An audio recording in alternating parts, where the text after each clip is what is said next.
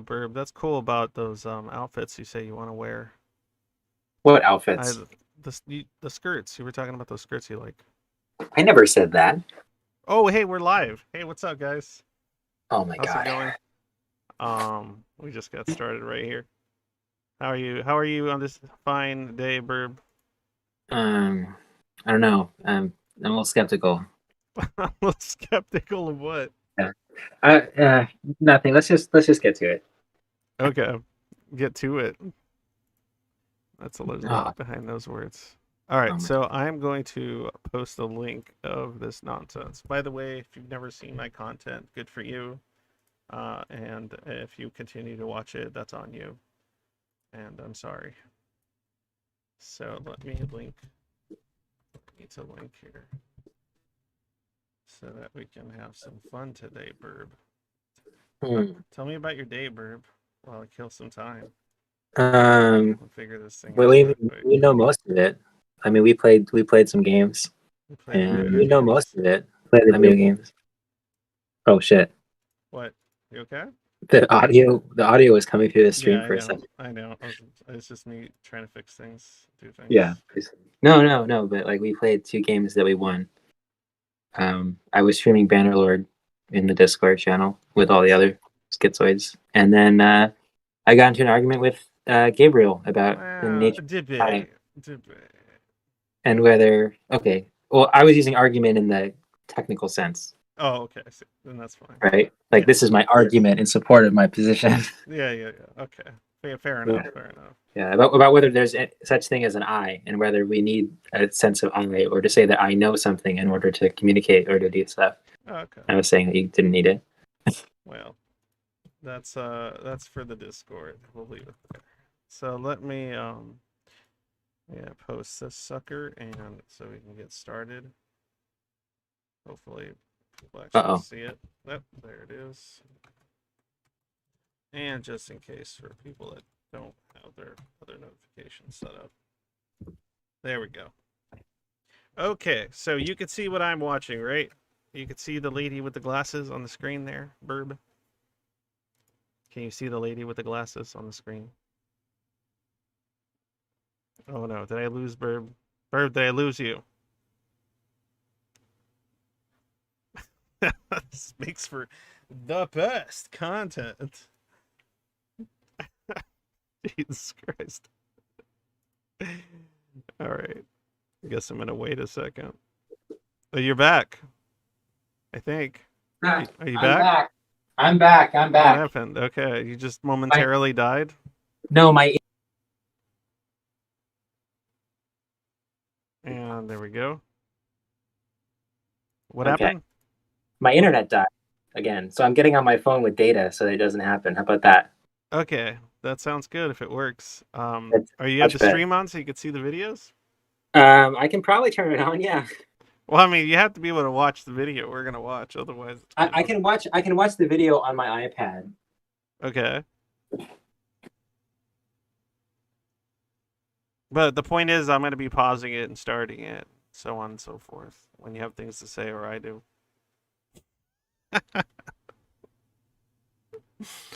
Oh man, glad nobody's on yet. It's fine. It's just technical difficulty. My life is a technical difficulty. You're right. I am right. That's my whole life. You're not wrong. Nothing but a pile on of technical difficulties. Yeah, that's what my experience is like day to day, pretty much. Yeah. It's like my just brain no work most of the time. It either works extremely well or it doesn't work at all, right? Yeah, extremely low or not at all, exactly. Okay. So Okay, we can you can see start my whenever you want. stream?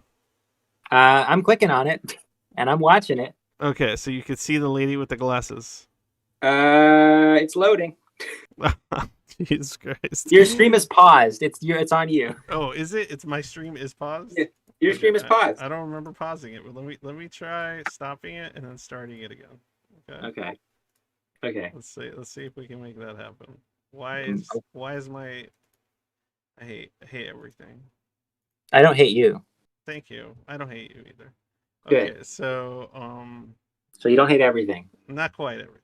a lot of Yeah. things. Everything associated to this shit not working like I want it to. Okay, Mm-hmm. there we go. I am going live so you can see it. I'm watching. I can Okay, see. so now you can see. Yes? Definitely. Yeah, I can see. Very good. Okay. Make sure the stream can see it. Everyone can see it. Well, everyone, all one person that's watching right now. Hopefully somebody else will get on, but who cares? They'll probably watch it later. Okay, so this is I have like a few videos that I kind of stumbled across that are like within this year, and I tried to find some that aren't like the ones everyone's seen or stumbled or have like the biggest view counts that mention Schizoid or been around forever. And this is one of them. And this video by Dr. Olga Purryag, I'm not sure how to pronounce that, only has 35 views.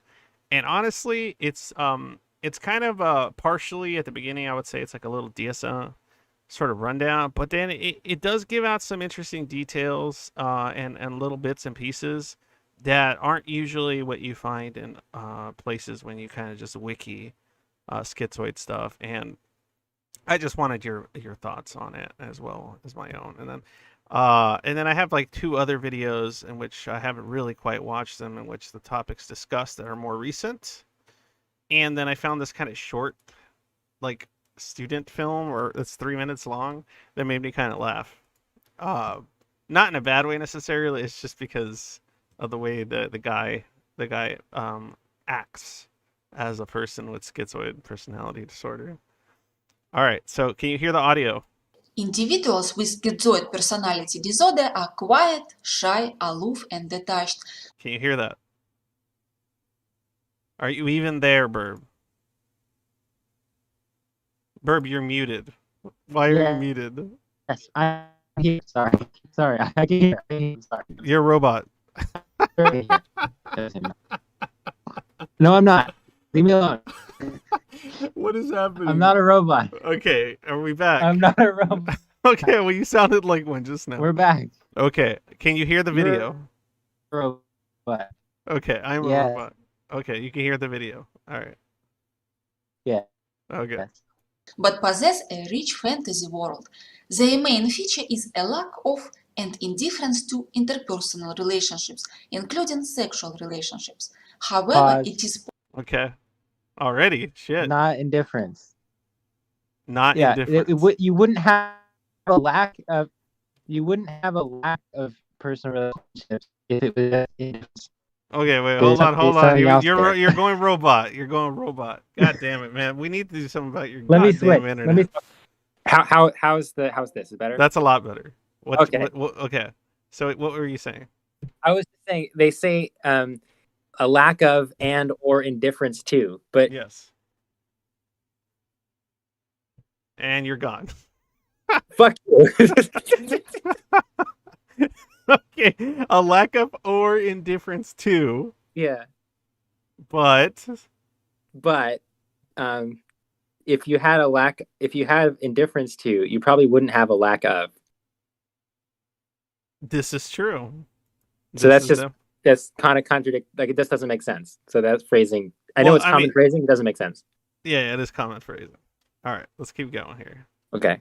It says right here, however, it is possible for them to form a relationship. possible for them to Yeah. form relationships with others based on intellectual, familial, occupational, or recreational activities, as long as there is no need for emotional intimacy.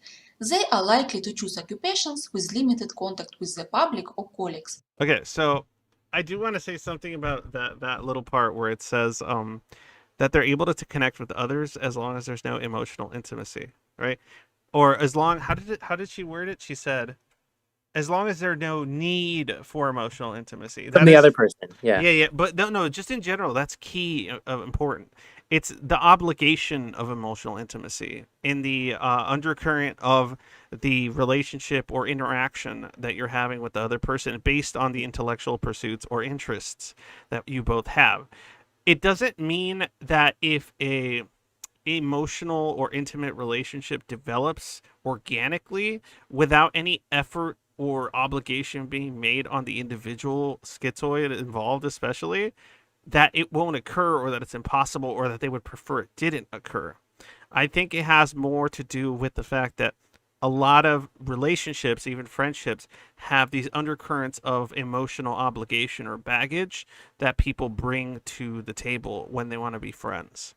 And it's that usually makes a schizoid want to run in the other direction, because they're not willing or are unable to, obviously, to bring that sort of emotional obligation or impose that on the other person that might be imposing it on them because of social norms. I just have to wonder, when they say a need for, I don't really think that when normatives in relationships experience it the way they're speaking of it. It's more like it just happens naturally, right? Yeah, Like it's people are just intuitive. doing It's intuitive. they're just doing their thing, and intuitively, oh, we're friends now. Why are we friends now? Well, because we were focused on similar goals, and we observed each other being instrumental in each other getting closer to them, and that means that we're allies. And then, oh, okay, right, and then that branches off into all these other possible things that we could do together, and then the dials slide, and then okay, now we're married and we have kids, right? And we don't even notice. So Yeah, like, yeah. what's the difference, right? I really think that it's just that schizoid individuals from the beginning are perceiving the world slightly differently, No, and they have yes. different needs, But and their emotional expression is different, and so then what they're perceiving from other people, so well, this isn't right. And when they find something that is right, then they go, oh, okay, well then it can be an intuitive, but it's just that that's so rare, it just doesn't happen much. And then the other people go, well, how come you're avoiding people? well, just the announcement. See, well, this is maybe a personal thing, but just the announcement of another person saying that we are friends now, or we have now become friends, or hey, aren't we friends, or we're friends. I would be put off by such a statement being made by the other individual, because I wouldn't make such a statement You say things like initially. that to me all the time. Yes, but it's different How because is it different? probably because it took a certain amount of conversation and no imposition on the other person to become friends, Well, I or think it's making a proclamation of being friends. When I is it brought up the idea that we were friends, it was more like a question, or is this what friends is? Is this friend? So yeah, well, if your whole life you were interacting with people that you could just never become friends with for like hard neurological reasons, and then you learn to associate that whole set of activities with just not feeling right, then when you did start to do them in a way that worked, you would be like, is this friend? is Right? this That would be friend? your reaction. That's That a would be your reaction. that is a Family Guy reference, I believe, right? I don't know. No, that is this friend. I think like a guy puts his hand on the Peter's leg, and then Peter Oh, looks at him and goes, "Is this is it friend? friend?" It's No, like it's not really friend. uncomfortable. That's not No, it's friend. not. That's not friend. That's not Well, I mean, it friend. could be. It depends on the context. It could be. I guess it could be friend.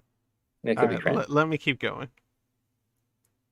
Because of the schizoid person's slow and disengaging style of interaction, others tend to withdraw or ignore him or her. Individuals with avoidant personality disorder also avoid interpersonal relationships, but Because do they're afraid of so due to criticism. their fear of rejection and criticism. Those with Yeah, schizoid she specifies it, so that's good. Yeah. personality will not desire these relationships in the first place. Wrong. Okay, Pause. wrong. Yeah, I Wrong. know. Every time, man. I know. That's what I'm saying. I like this video though because it's got like 35 views, but she does later. She gets into some other stuff. That's pretty good. But yes, I I think this is like a really kind of shitty phrase. Only because it it conflates the inability to, or the individual becoming like detaching themselves from the possibility of it occurring, Right. um and then maybe With no coping desire. Yeah. with no desire, with coping mechanism, because usually when I've met schizoids that proclaim that, oh, they prefer to be alone, or they like Mm, being like they don't want to have any friends or whatever, right. oftentimes the way I hear that, it sounds like, oh yes, within the context of your experiences that you've already gone through in life, and within, well, based on your environment or the environments you've experienced thus far. Have you ever watched Groundhog Day? Yes. Hold on. Talk for me for a second. Okay. I mean, I'm not going to talk about the thing I'm going to say until you're back, because I want you to hear it and I want you to respond to it. So I'm just going to say that I'm not going to, and wait for you to come back. because I don't have anything else to say to anybody else because no one else is here that I can see because I can't even look at the chat. So Okay, I'm fuck back. you. Sorry. Okay. You can't even look at the chat. There is nothing in chat. What are you talking about? Okay, whatever. I There's didn't know that. literally nothing in chat. No one has put anything in chat. We have 3 viewers.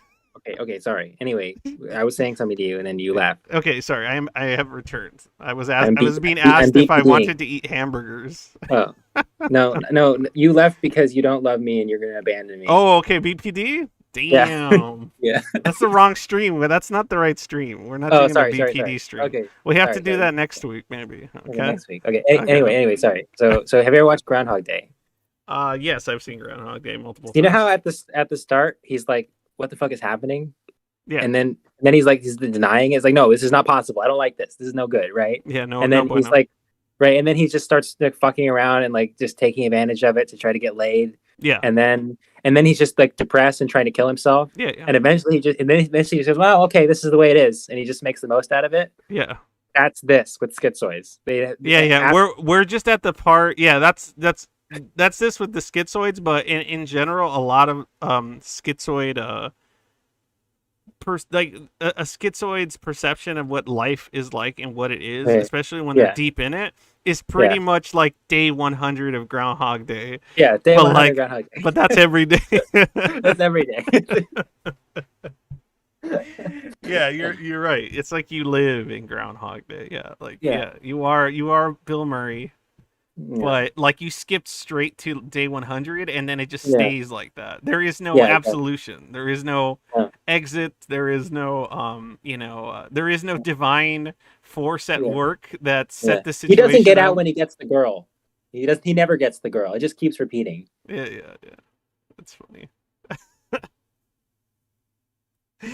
Oh man. Anyway, let's keep this going. Okay. If it'll let me. Because now it's not letting me. Hold on. Just I love how like I can't do anything functional apparently on a stream. Individuals Oh, no, with it's at the beginning. schizoid Wonderful. personality Let me- disorder let are me quiet, fucking- shy, turn the audio off.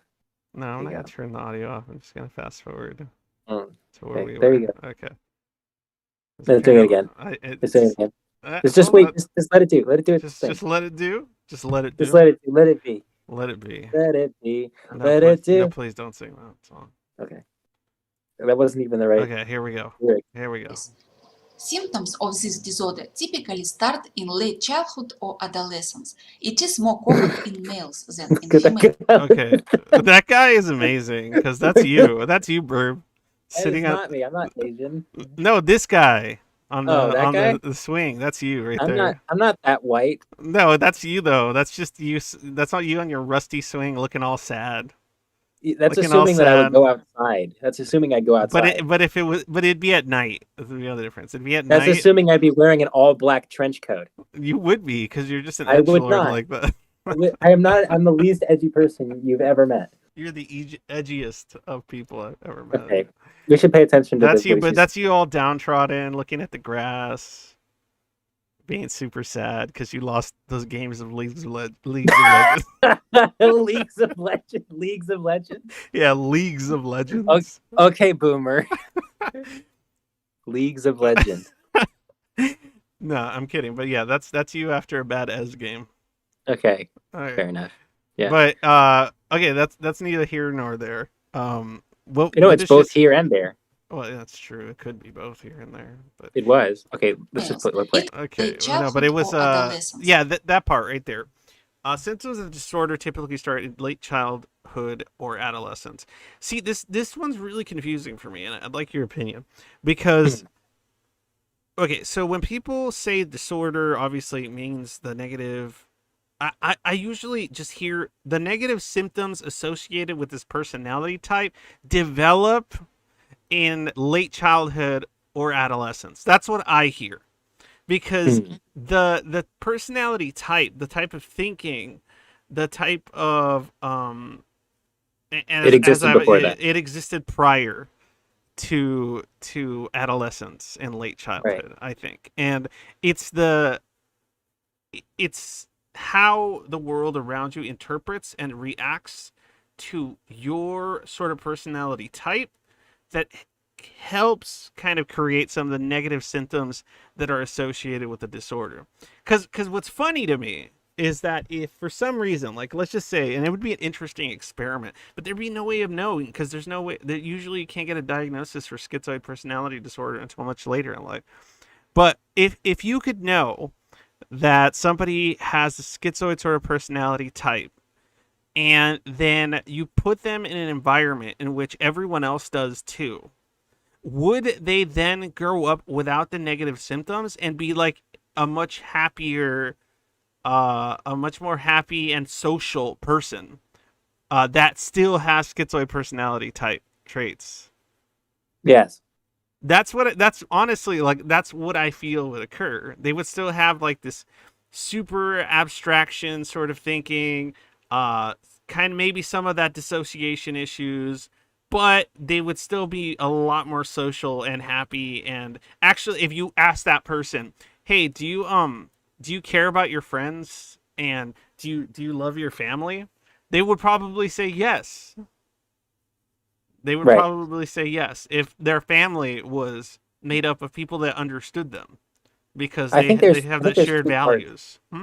I think there's two parts to dissociation that might not have anything to do with each other. Yeah. And like one of them's always bad, Okay. or always a signal that something's going wrong, and the other one is only bad if you hadn't done enough philosophy, right? Like one is like shutting down Yeah. and cutting off from the environment and like going catatonic, Okay. right? Like Yeah. right, that's like the freeze response is Mhm. one form of dissociation, and it's a stress response, right? So there's a stressor present. And the other one is something that they describe in the psychoanalytic literature for schizoid, which is having just a different perspective of what it means to be a body in a world. Mhm. When you start to dissociate, it's like the distinction, sort of the sense of a me, of a distinct me, of a whole me, sort of goes away, and it's just a sense of your environment, and the you just drops out, and that's not necessarily pathological. And that's described as like one of the key features in the psychoanalytic literature that I've read, is schizoids having an altered sense of how far their being extends, and being indistinguishable from their environment. I mean, I could understand that when it comes to my own experience. I think that's why a lot of the times when I describe myself, like I've said before, I consider myself to be just like everyone else, like more of these amalgamations of ideas and just like these floating kind of Mhm. abstract concepts known as Right, people. right. And I see myself, including everybody else, as that. And there's some, Well, that's what you are. That's what we yeah, are. It's that's what just I a question of whether you am. know that or not. Some people Yeah. don't know that because they're less metacognitive, right? Like some Mhm. people really relate strongly to their concepts, and other people go, "Why would I? Why would I relate so Yes. strongly to my concepts?" Or why would I relate to this particular concept more, well, not more strong, but yeah, more strongly, I guess, to this other one, or this other one, or this other one, or this other Right. one. Why not? You could, if anything, you could maybe learn to appreciate and connect strongly to all of them at the same Or time, them or equally, right? or Yeah. equally at That's least, to all moderate parts of the degrees. I same would brain. say moderation is very important. Okay, let's keep going. Okay, let me see. Wait, hold on. It Before is Oh, more is this common. what before? happened? Oh yeah, What? this is fine. I was wondering if this is before or after the next part, but it's No, before. this is now we're back to you on the swing. Okay, got it. Okay. In males than in females. It can be very Pause. difficult to distinguish. Yes. Why do you think it's more common in males than females? Think about the negative symptoms. Okay, There's if something. you're talking about the negative symptoms, there There's might be. Okay, I can. Ooh, this could be a hot take, huh? Yeah, this is a really hot take if we This is find a it. hot take. I mean, Really. it might have to do with social expectation and also some of the like expected behaviors based on just evolutionary sort of need on the part of the male. Well, I think it's like as men start to mature, Mhm. they become rapidly less neotenous very quickly, and then Yeah. they have to do a lot of extra work in order to select themselves out of the automatic perception of Yeah, they have to potential. display competence, and competence can't be displayed if everyone thinks you're fucking weird.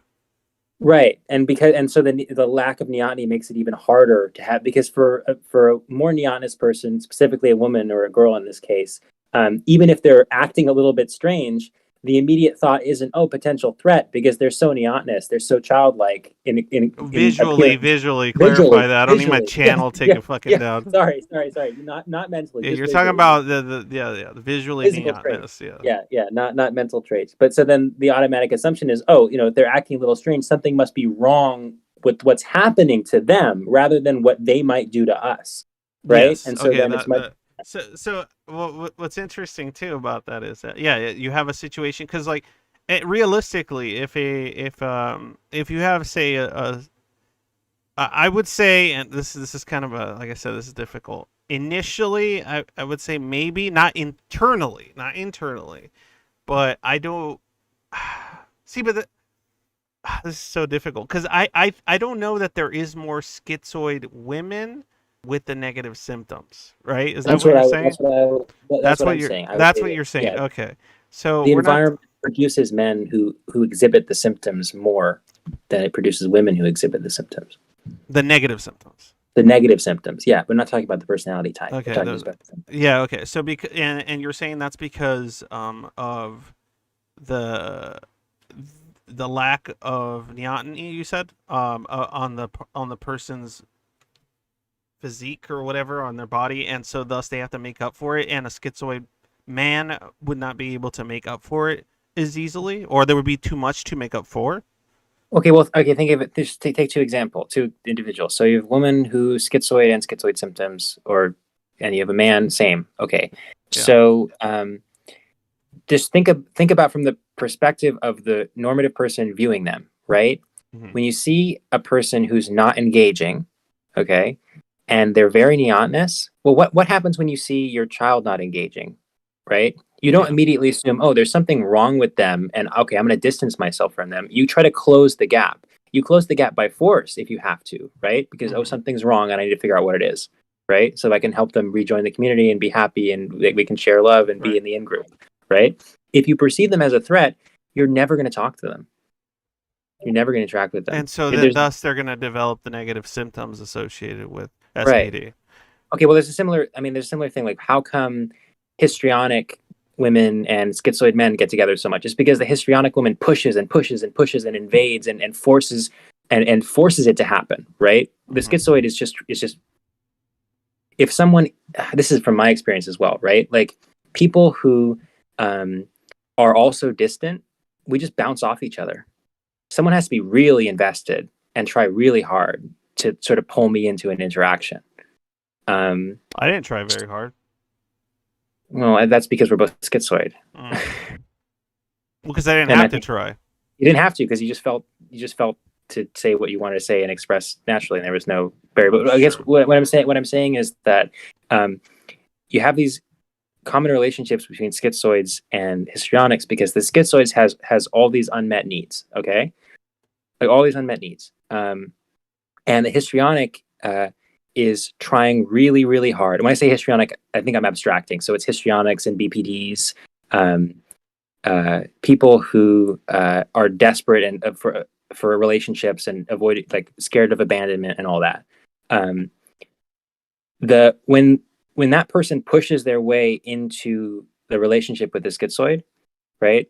The schizoid starts to get some of those needs, those physical needs met, and they start to feel a little better. Of course, they're pretty uncomfortable with much of what it takes to get there. Yeah. But they'll put up with it to meet those needs. Yeah. Right? They'll put up with it to meet those needs, and they don't have to do much work in terms of providing emotional interaction from their end, because the histrionic or the BPD is desperate enough to think that the reason the schizoid isn't supplying that is because there's something wrong with them and they have to try harder, right? So we think about this interaction and we apply it back to this question of why there are more male schizoids than female schizoids. For female schizoids, people are willing to do way more work to try to maintain the in-group. And for men, they're not willing to do as much work at all. And so they sort of just drift off. and then you find them completely detached from society and go, oh, that's a schizoid, right?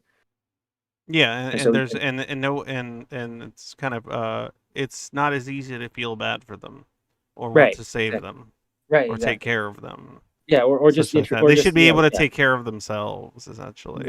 yeah. It just really comes down to that question, that initial thought of what's wrong here, right? Is there something wrong with this person because they're not doing what I want them to, Mm-hmm. or is something happening for this person that's causing them to shut down, and we need to figure out what the threat is, right? Is this a person we want to protect, or is this an agent who we respect? I know, and I guess what I'm trying to do is maybe make a dent in that. Like I wonder if it's even possible to make a dent in that, to somehow perhaps create more environments in which schizoids can flourish, then thus not be perceived in that negative light by their peers, or change the conversation about the schizoid into, oh, what are the competencies, not what are the incompetencies of this individual. What are the competencies that they possess that perhaps are unique or more prevalent in people with this personality type, and so thus that could help treat some of the negative symptoms when they're experiencing the world around them. Well, I think really what you're saying there is that we need a slot. Tell me what I'm really saying. Wait, I don't know if this is what you're No, really I'm saying, kidding. or I'm this is what I'm kidding. interpreting, or this is Yeah, what I'm yeah. hearing. Or Give me your this is what's coming interpretation to of what me. I just My said. Go. interpretation, that there needs to be a pre-existing, commonly understood linguistic slot for these people to Yes. fall into, Yes. and that slot can't be a slot of disorder, No, it right? cannot. It can't, because then that'll just isolate them more. Interesting. All right, let's keep going. I like this. This is fun. Distinguish schizoid personality disorder from autism spectrum disorder and Asperger syndrome, with which it may sometimes Pause. overlap. I already knew you were gonna immediately. Okay, so I want to clarify here. Burb, for anybody that doesn't already know him, is diagnosed schizoid, but also is diagnosed with autism. So he's got the double whammy. So give us your insight, you autist. Okay, so I guess the question here is, why do they seem so similar? That's the question. Why are they often misdiagnosed for each other? Probably because of the negative symptoms that that develop because of similar reasons that have nothing to do with the actual cognition of the individual itself. Yeah, true. So let's take two different examples. So the autistic child, let's just take the most common example. So autistic child is focused on something, some special interest or some repetitive pattern.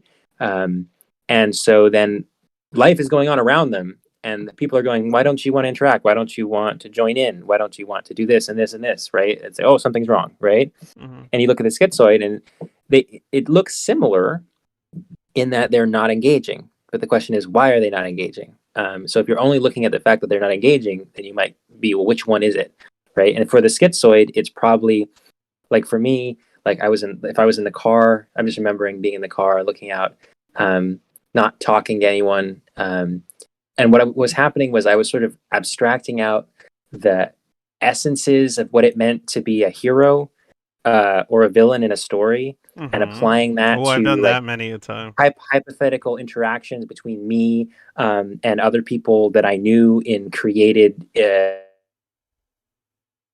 Uh-oh. Did I lose you? Can you hear me again? Am I back? Yeah, you're back. So I was saying, I was abstracting out essences of what it meant to be a hero or what it meant to be a villain, and then playing those out with characters such as myself and other individuals that I knew in these totally different narrative structures, right? Before I abstracted it so far as to drop any specific individuals. And so I was just doing that. That was just playing endlessly, right? And taking up all of most of my attention. And so when the person on the outside goes, well, why aren't you paying attention? Right? Or why aren't you engaging? Or why aren't you, taking part in these social activities? Right? The answer for the autist is because, well, he's, making a very complicated list of these different occurrences, or he's, super focused on music, or this specific part of mathematics, or he's counting this, and for the schizoid, it's like he's telling stories in his own head. really complicated. Absolutely. And I can tell you many accounts. It's funny because when you're experiencing it early in life, you don't have the words to explain what it is that's occurring, especially if you don't Right. have the background or read the literature on the topic or the idea of like narrative creation and its association to like psychological archetype. And if you haven't read or at least looked into some of that stuff, you're doing all these things unknowingly and without any complex understanding of what it is you like without and so you don't have the words to explain it to anyone, and so you sit there just looking like a fucking autist, like in the middle Yeah. of like in the middle of a party or a concert or a gathering or a social event or whatever. Yeah, many a time have I been sitting there at some kind of social event, whether it's a theme park or anything, and all I'm doing the entire time is picking things apart, thinking, flying off into one direction mentally about a specific scene or thing that occurred, and then just creating stories in my mind about what this could have been and what that could have been and what that represents and what is this and how many meanings does this have and so on and so forth. And I get lost in it, and I can do all this while at the same time partaking and say if I'm watching I don't know a play or something, I can watch the play, but I forget everyone around me. I forget that I'm watching a play. I forget that all those things go on the back burner, and it takes me a while to actually come to be able to pay attention to the fact that I am in a social setting again. It's funny that way. Like, so even in the case of something where it isn't theater or art or anything, like I'm just say at a wedding or something, I'm looking at traditions, I'm thinking about stories, I'm thinking about why people do these traditions, these ideas, these thoughts. I listen to other people's conversations, and then I try to think about that, and then I start seeing everyone around me like different characters in a book. And I'm seeing all these characters unfold, and I'm thinking about all the different stories that these characters are undergoing at this very moment that I'm sitting there, constructing my own narrative. But at the same time, what's funny is that you forget that you yourself are a character in a story. You lose yourself in it. You forget. You become like the nameless narrator that's telling the story in third person. That never breaks the fourth wall. That's how it feels.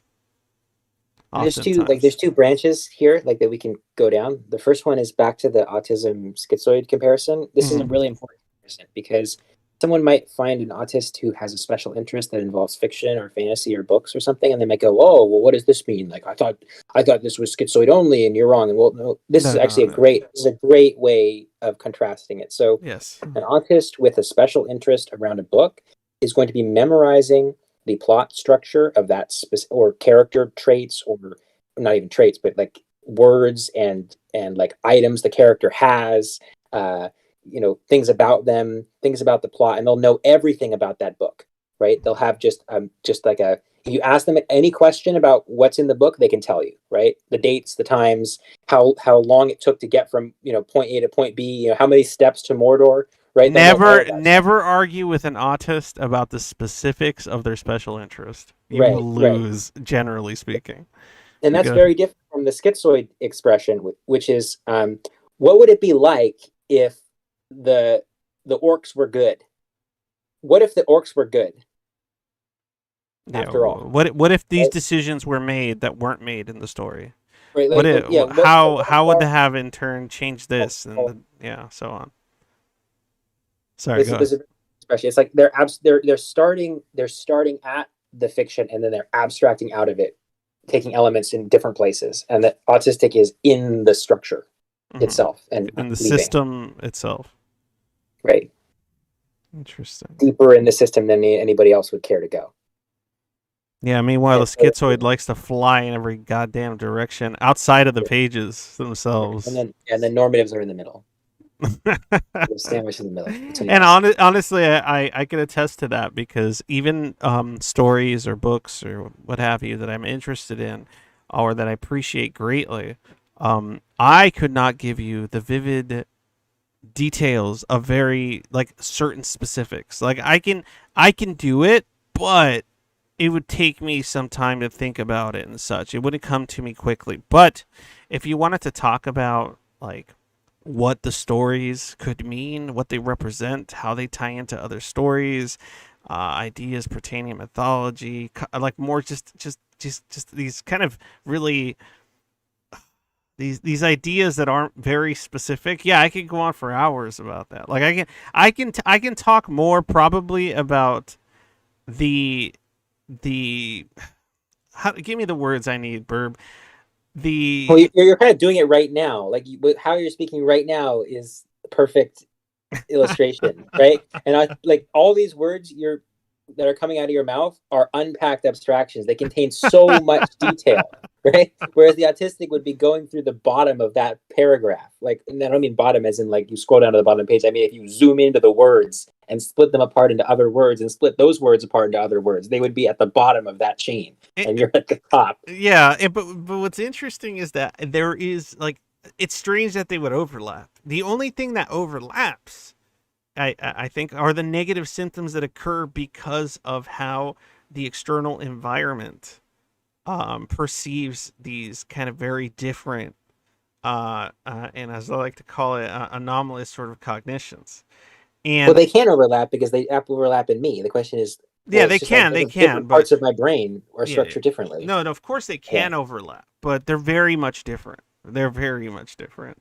Oh yeah, the parts of my brain which are schizoid are like diametrically opposed to the parts of my brain which are autistic. It's just I have both parts. So what's interesting is this is there a possibility that the schizoid personality type, if once disassociated from the negative symptoms and the disorder, you end up with just the other side of the spectrum of a different kind of sort of autism. Well, that's assuming that autism means something more abstract. Yeah, that's what I'm saying. If autism meant something more abstract, right? Let's just like that's why I have this anomalous cognition term, because I can't just say autism, right? Well, neurodiversity is probably the term that people use most often. Neurodiversity, yes, but usually when neurodiversity, when you talk about neurodiversity, it also includes people that have very normative thinking, but just have a different type of personality disorder. So somebody would say, I think neurodiversity is so abstract; it contains so much, and we're talking about something specific. We're talking about a line. We're talking about a line of cognitive traits here. Yeah. Right? So, but I think there's two. Schizophrenia spectrum and autism spectrum is what we're talking about here. Essentially, right? Yeah, and I think they're just it's just a different kind of, quote unquote, if we were to abstract, a different kind of autism. The way autism is looked at and studied is. It's schizophrenia, I know. But what I'm saying is that the way that autism is studied, perceived, and talked about, that's how the schizophrenia spectrum should be discussed as well. Why one over the other?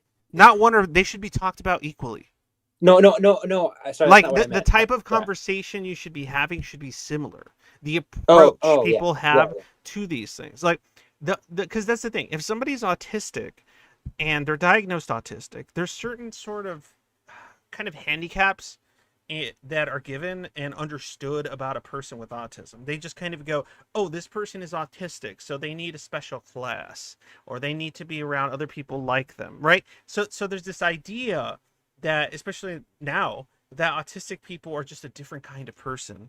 And you get what I'm saying? And they need to be kind of respected and understood, and all they need is communities, environments that make sense to them so that they can flourish and so on, right? The more humanistic approach to like to autistic people.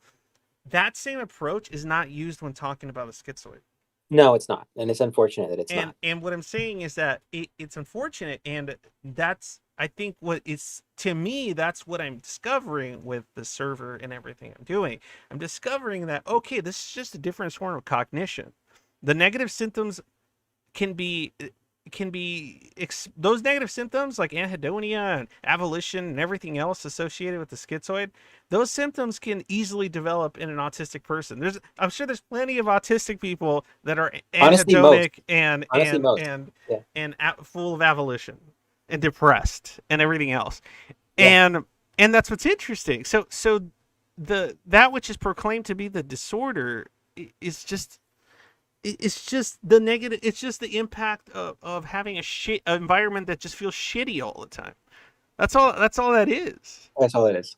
And that's so interesting to me, because like if you were to approach the schizoid individual the same way, or society were to approach them the same way they're approaching the autistic individual, imagine you're abstracting it too much, right? Like, I understand what you're saying, but like you get what I'm it saying. God damn it, fucking verb! You know what I'm saying.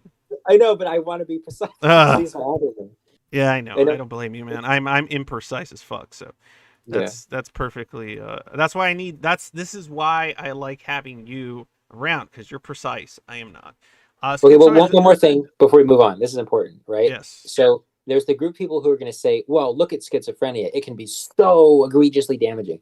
And look at the extreme expressions of autism. It can be so bad. It's so bad. And so are we even talking about the same thing? And the answer is yes, because things run on degrees. So yeah, an extreme version of autism can look very similar to an extreme version of schizophrenia, right? Like on the outside. Well, like kind of catatonic. There are some catatonic situations, right? Well, there's key differences and key similarities in that. So for the extreme okay, you disappeared for a minute there. Expressions of autism, the world, there's so much information. Yeah. Am I back? No, you're back. You're back. There's so much. What? Yeah, you're good. You're good. So for extreme autism, there's so much information being processed from every part of the environment simultaneously that it's just impossible to move or make sense of it, or it's just not livable, right? So this person is shut inside of themselves, right? Every move is painful. It's basically impossible to learn most things effectively. So, and for schizophrenia, for extreme schizophrenia, the information being taken in is so limited, and the brain is just struggling to make sense and projecting archetypes all over the place, focusing all of their experience in a single point in so many different places, and having interpretations that just aren't pragmatic, right? And the result is that learning is inhibited, executive functioning is gone, right? Like those outside expressions, again, just as the negative symptoms at different parts of the line are similar, the negative symptoms and the positive how to phrase it, the inhibition of executive functioning at the extremes is very similar, but the underlying causes are very, very different. But the point is that some people are unable to see the spectrum, and they go, well, we shouldn't even be calling these things the same thing, right? Like the parents of autistic children who are severely autistic, and they look at the neurodiversity community and its support and it's positive, and we can make these changes that can make these people way more functional, and they go, that's wrong because my child has severe. And here's the thing before we move on, this is important. I'm getting really sidetracked, sorry, but no, you're good. Most of these parents don't know what a good environment for an autistic child would look like, because they have them. Yeah, I've seen the videos. They have them in a well lit room with multiple colors and loud noises and cartoons playing. right. And that's what's funny is I wonder, because the sensory issue is just interesting to me, because like what I would like to see what would happen, like what okay, so we know what happens generally when you get someone like an autistic child and you put them in an environment with all those things. It doesn't work out too great usually, right? No, it doesn't. Yeah, it doesn't work out too great. But I'm wondering, how does a child with schizotypal traits, or the schizoid child, or whatever you want to call it, how do they react to that same thing? Do they react positively or negatively to the same room? And would they also prefer a quiet room with low lighting and more focused activities? Like I'm wondering. I wonder. Yeah, that's an interesting experiment, because that's the thing. Like I wonder if there's any way. Oh, man, we're getting off into the fucking. Well, no, this is serious, because like I don't think that the environments that we're creating for normative children are even good for normative children. I think it's just that the people on the extreme ends notice. Yeah, that's true. That's a possibility. But what I was going to ask is, what's interesting to me is the thought that perhaps perhaps there is a possibility that one can discover, or the same way you can find out early on, oh, this child is displaying autistic traits, they are probably autistic, right? I wonder if you could do the same with somebody, if with a child that has schizotypal traits. I Well, yeah, wonder well, if so yeah, for me it would have worked if somebody had asked me, like, "What are you thinking about?" Like, and like continued and had expertise and looked into what was going on. They could have identified what was happening, and they could have pre-diagnosed me in a sense, right? If no, they knew but what to that's look what's for. interesting. Like, I'm wondering if because I'm wondering if these sort of schizoid personality traits, when displayed in a child, because of kind of what you mentioned, was it neoteny? Of the Yeah, child, yeah, it's treated a bit differently. Like, okay, yeah, so if a child is displaying these, like, this constant sort of abstract thinking, and they're always like looking at things in certain ways and experience things and not understanding normatives, not for the same reasons like an autistic child might not, but for completely different reasons. I mean, I'm wondering if you can actually set up a method of discovering, oh, hey, look, this person this is a child that's on the schizophrenic spectrum or schizotypal spectrum of right, thinking. And right. then you would go, oh, okay, well, that means that they would learn, like, learning would be conducive in this sort of environment, and then you can actually have these people flourish the same way maybe an autistic person might be able to flourish if put into an environment that's more conducive, like that, less sensory overload and things of that nature. Like, I'm what I'm wondering is what it is, what it would be for a child that, say, has schizotypal traits early on of thinking. Like, what would be a good environment for that child? Um, yeah, I mean That's that's what's the question I've interesting. been wondering. Yeah, that's the question I've been wondering a lot too, because I mean, I understand what the best environment would look like for, or better environments would look like for autistic individuals in the sense Yeah. of like Yeah. minimizing sensory stimulation and not, and this is important for autistic, and maybe we can jump from one to the other. If we think about what is good for the autistic, then we might be able to figure out what's good for the schizoid. But another big thing for autism is introducing too many abstract fields of competence too quickly, right? So a normative person is getting their reward system is based on, well, if I have this surface level of knowledge over here and this surface level of knowledge over here and over here and over here, and I'm displaying my competence across these domains, then the person who my cognition is focused on likes me.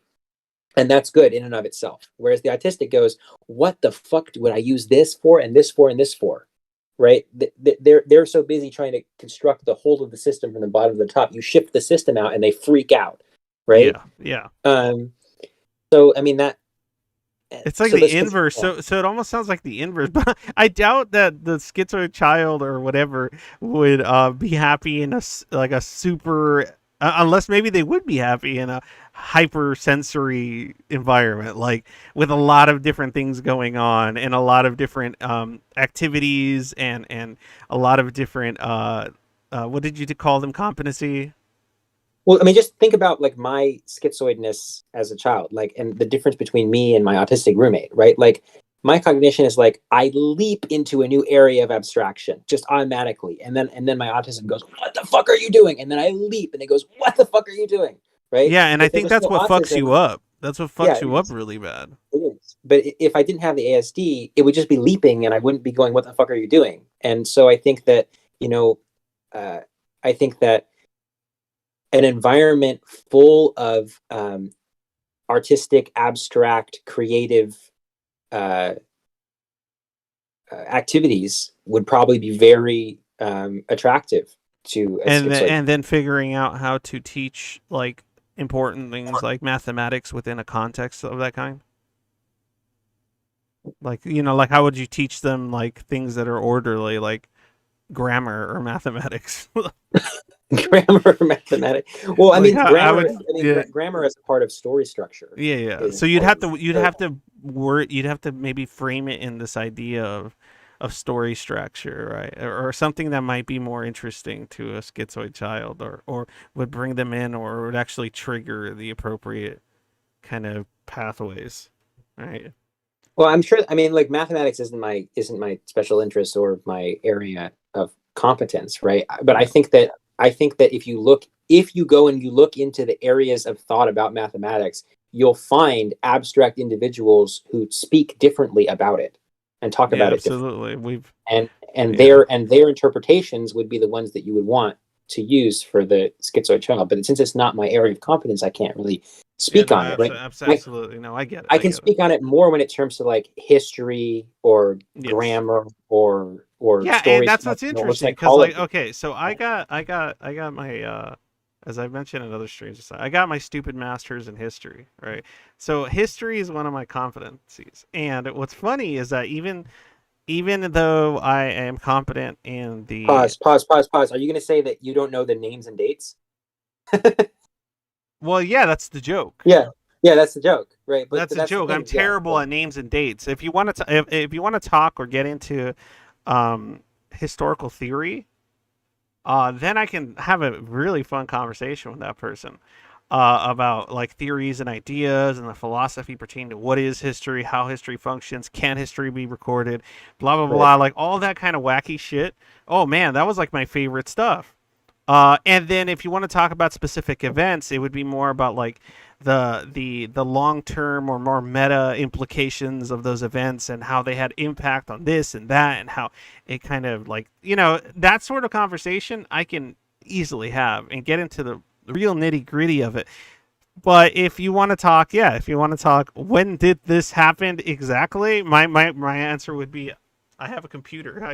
I can just look that up. I can just look it up. I don't need to be a human calculator. I don't need to. I don't need to know the exact name of that guy. It's like, Yeah. oh, what was this guy's name? Who cares? Well, What was you his need to idea? know the Yeah, essence. this was his Yeah, you need to know the idea. essence. Yeah. Yeah. I'm saying I could tell you what the guy's idea was. Can I tell you what the guy's name was? No. Well, yeah.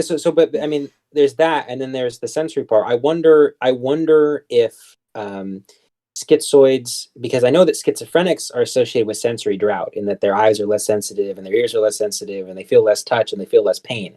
Right? That's all true. It's like the opposite of autism. So, and if you look at like the movie, like the Van Gogh movie that I watched on Netflix, he's like out hunting for the most powerful sensation he can find, the most beautiful thing that he can paint, and then he ups the saturation of all the colors to make them as brilliant as he possibly can, so we can see something, right? Mm-hmm.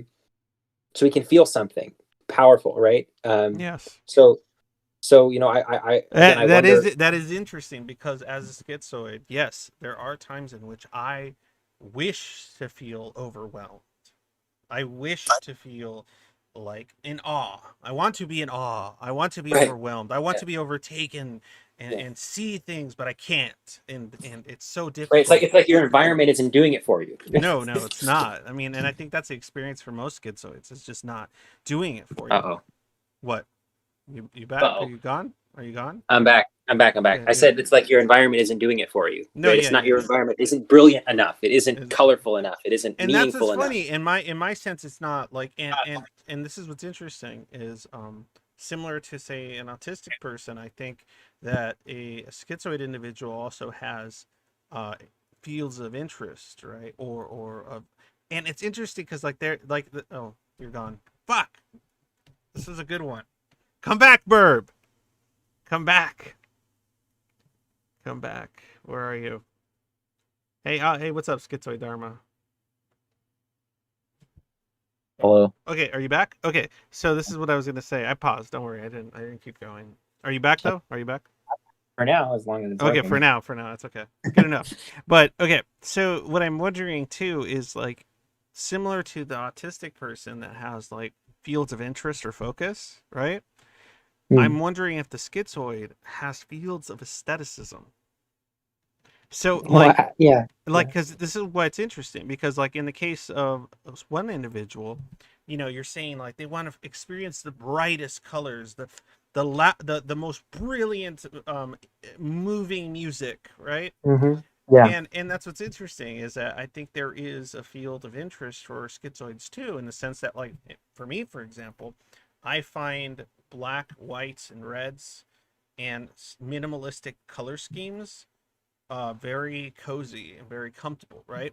But when it comes to other things like like story, the development of stories and ideas. And oh, I want it to be grand. I want it to see everything. I want to see every variation. I want it to be so intricate and overly complicated that it starts making no sense and it almost turns into a laughable chaos, right? So, and I think it has to do with that. Maybe there are specific types of schizoids with specific types of interests, and that's what it is. Like in your case, you said it's not mathematics, right? But there might be a lot of autists where it is. Might be a lot of autists where what would you say in your case is your special interest? That in which you're most, I guess, autistic. Like your focus, at least. Yeah, I mean, for me, it's the schizoid and the autist are always like in. It's like they're fighting each other. They're like fighting each other. So it's really hard for me to stay concretized in any area of math or any area of science because that's not a vehicle for me to feel the grand abstract emotions that I need. It's too limited. It's just too limited. So that drives me into narrative because narrative is the vehicle by which. Perhaps I'm thinking your schizoid half is all narrative, and I feel like your autist half is all human psychology. Well, yeah, because human psychology is the system which makes narratives work. So that's what I'm saying. That's what's interesting. Yeah. You have two interests, and one's very schizoid, and the other one's very autistic. And very system based. Well, I mean, within psychology, there are forms of which are more or less abstract. Like if you want to be a schizoid in psychology, go do psychoanalysis, right? Like it's like all abstractions about what happened to you and what and then you can get into cool stuff like dream analysis and stuff like that. Dream analysis and fantasy, and and it's like all story and symbol representation and Jung and all that stuff. Or you can have like the hard behavioral sciences and like what's it called? Behaviorism, and it's like, well, if I do this, and then the organism behaves in this way, and it's okay, well, I know how it behaves, and then I can condition him to do this and this and this, right? And this is how the system works. And you write it down. And then there's people that get hyper concretize on ideas pertaining to like evolutionary psychology, right? And get really stuck on that, and they get very deterministic almost about it. oh yeah, for sure. There's also the people who are like hardcore bio if you have ADHD, it's because you have not enough dopamine. You don't have enough dopamine. It's all materialist chemical. Give you some dopamine. That's what you need. It's just not enough dopamine. If you have schizophrenia, it's too much dopamine. Give me more dopamine. That's when you get into like the more hard lines, like materialist psychiatry, right? Yeah, but I think that they're all autists. Secret autists. They're all secret autists. So just like there's secret schizoids, there's going to be secret autists. No, I think a lot of the people like who love systems and rules, right? They're like high functioning autistics, and they learn all the systems and rules, and then if you deviate from them or you question them, it's like, well, this doesn't really make sense. Like, I mean, like ADHD, dopamine. How come all these people with ADHD have too much dopamine, and some of them don't have enough, and some of them there isn't any difference, right? How can you say that? It doesn't seem to make sense. They go, no, this is our system. This is our system. This is how we treat it. This is true, right? We're not going to deviate from it. We can't abstract out of it. We can't imagine it could be different. Interesting. Okay, I got to keep going on this video a little bit so we can at least get through one. Your stream's off. Oh, my stream's off. Okay, let me turn it back on. I don't know why. Oh, it went off probably because you went off. Yeah, I just messed it up. You fucked it all up for everyone. Sorry. Nobody likes you. I know. I'm a shitty person. I don't deserve love. Oh my god. Wrong disorder. Oh yeah, okay. Yeah, let's get back to the other. Let's focus on these two. All right. Okay. So, all right, are you good? Can you see it? I can see it. All right, let's go. There is a genetic relationship between schizoid personality disorder and schizophrenia. What? Already pause? Oh no. What happened? What's wrong? Did you die? Burb. God damn it. We're never going to have a proper stream. Okay, are you back? I'm back. Okay, we got to fix your internet. Okay, I thought you had me pause it because you already had something to say. Okay. All right, look, can you see it? I'm back. Are you back? Yeah, I can see it. Okay, let's go. Yeah, I'm back. But unlike a person with schizophrenia, a person with schizoid personality disorder does not lose the ability to recognize reality. Also, schizoid personality disorder is characterized by a lifelong pattern without change, whereas schizophrenia represents a deterioration in functioning. However, schizophrenia often Pause. develops in schizoid individuals. All right, go ahead. This is kind of controversial and weird because like there's people who hear voices and they have all the traits needed for some sort of diagnosis of schizophrenia, but they function totally fine, right? Yes. And there's schizoids who don't experience voices and they're fucking just they can't function at all for like a variety of different reasons. I think the problem here is that that's really funny, but yes. The problem here is that zero these positive categories symptoms, are zero function. too Yeah. abstract. Yeah. Right. The problem is these categories are just too abstract. So when somebody is just a schizoid person or just a schizophrenic person, right? These are systems of many different potential things you could call disorders. And when you go, oh, schizoids are like this, or schizophrenics are like this in terms of their functioning, that has to be wrong by definition, because schizophrenia is just a pattern, which can nested in lots and lots of different patterns. So it's just an error in the way the language. It's a language error. It's a language limitation. Yeah, because they just haven't thought of this. They haven't caught up with our big brains. Well, seriously, like, it's just absurd. Like, you person. You're gone. Like, you're gone. Hold on. well. You're gone. Hold on. Roboting out. Oh God, I'm going back to my. No, you're roboting. Hello. There, you're back. Why do you leave the good one? Stay on the good one. Well, I had to switch because okay, it doesn't matter. Anyway, so, yeah, so specifically in other cultures, I think I was watching a lecture on this a little while ago. Am I still here? Yes, you're here. You're good. So it turns out that the trajectories. And he's gone. Okay, great. Okay, you're back again. You're back. You're good. Sorry. The trajectories of schizophrenic individuals in developing countries are actually better than the trajectories of schizophrenic individuals in developed countries. Think about that, right? That's so funny, man. Yeah. Like, all the tools that we have are not as effective as just the lens that they're looking at the disorder through. Correct. Yeah. Right. Okay. All right, keep going here. Some schizoid people can be outgoing, formal, and correct in social situations, so-called secret schizoids. Some can be eccentric and unaware of social conventions. Finally, the third subtype appears fragile, delicate, and hypersensitive. Oh, they're talking about you now, Burb. Let's go over these. Let's go over these and look at them. Let's go to the first one. Okay, so you want to go through them? Oh, yeah. Yeah. First one, outgoing, formal, correct in social situations. Secret schizoids. I like that. The secret. I'm one of those. I would be considered a secret. You are. Schizoid. You would be a secret schizoid. I think this has to do with the preponderance of other systems which are active in the brain. Right? Like, if your system spread is like normative, schizoid, normative, right? Mm-hmm. Then there are different parts of you, and those it's not like you're faking it. Right? This is this absurd thing. They go, "Oh, you're diagnosed schizoid, or you're diagnosed autistic." Well, I mean, okay, I got to stop you there because I've done plenty of faking it for many years. But masking. Hear me out. Hear me out. When I say I'm concretizing it, right? Okay. So what you're observing is that there's conflict between what you're doing and what you're feeling, right? Correct. And I would go, that's a conflict between two different systems in the same amalgamation, right? Like, there's certain individuals who can't engage in normative activities. They can't mask. It's impossible, right? And there's certain individuals who can. What's the difference, right? Mimicry. I would say the difference is the types of cognitive traits which are being active, right? And as we talked about before, it just seems like you're like a bridge, a connection.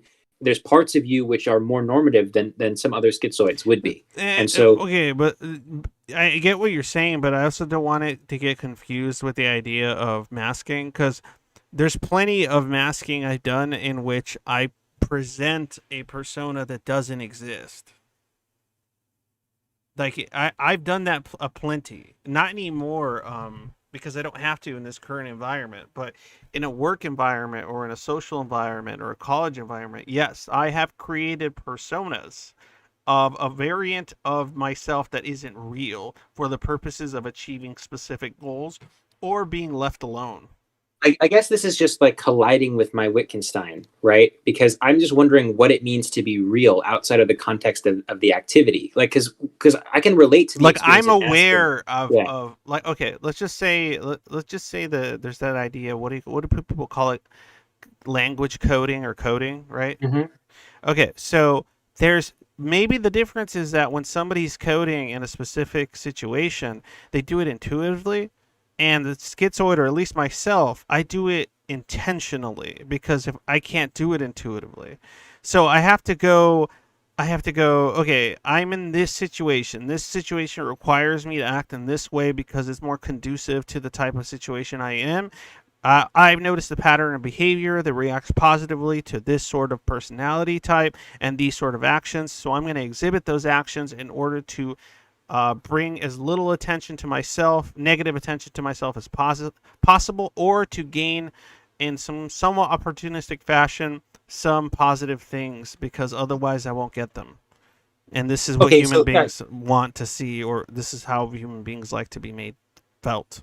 okay, so let's take that whole thing apart. So there's one system. Let's look at this through the lens of abstraction. So there's one big system that's going that's looking at all of this from a bird's eye view, right? And it's seeing a lot of the things that people do as kind of arbitrary and kind of pointless. And there's lots of things that people do that are arbitrary and pointless, and they're not, and those things aren't supplying the same emotional value to you that it would to someone else. And so you go, why the hell would I ever do that? That's just not fulfilling, right? And then there's other like mid-range abstraction mechanisms going on, which are just, I mean, orienting your behavior in terms of what am I going to eat and how am I going to walk, and the ways that I hold myself, and the expression. Like an example would be some people are very reactive to tones of voice, right? Some people aren't, right? These different like mid-range levels of abstraction, fixed action patterns, whatever, right? And so it's almost like there's a prefrontal negotiation between the very abstract parts and those less abstract parts, right? And so if you didn't have those less abstract parts, then you couldn't negotiate between them, and you wouldn't be able to mask.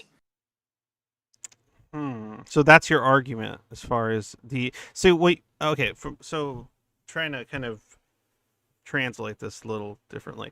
Okay, so what I think you're saying is that the ability to mask, or being high functioning in your ability to mask, is indicative of that person having normative traits because they can understand them and perceive them and thus mimic them. I mean, let's look at it through autism for a second, right? So an extremely autistic person, right? All of their experience is taking in so much information from the environment that they're overloading, and it's really difficult for them to do anything, right? Okay. So if a less autistic individual has parts of their brain which are doing that to a lesser degree, so that they can actually perform tasks, which would be normative tasks, right? But then the super autistic parts that they do have are screaming and going, this is not a good idea. I don't like this at all, right? Yes. And then the prefrontal cortex is going, yes, I know you don't like this at all, but if you don't do this, something worse is going to happen. Yes. That's essentially why I would mask, is because if I don't do this, something worse is going to happen.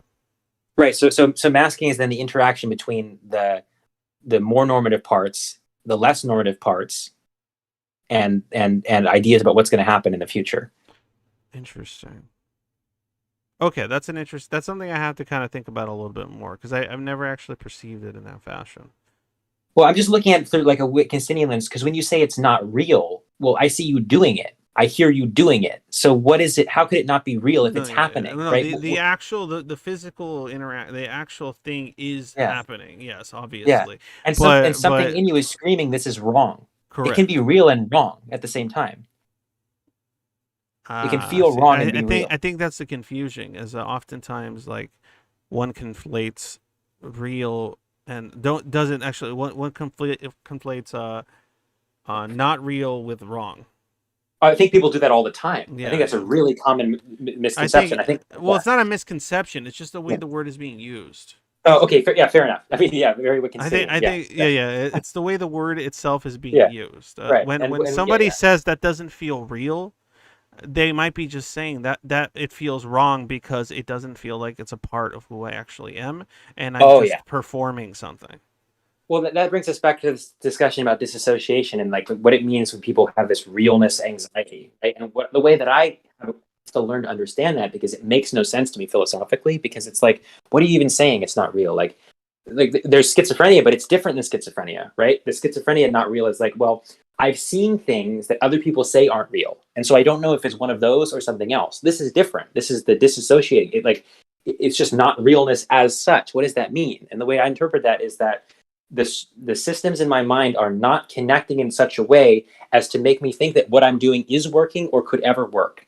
And there's no meaning. Things are just happening, or things are just appearing, and they're not connecting in any sort of positive way or potentially any negative way, right? And it just feels bizarre and strange and pointless.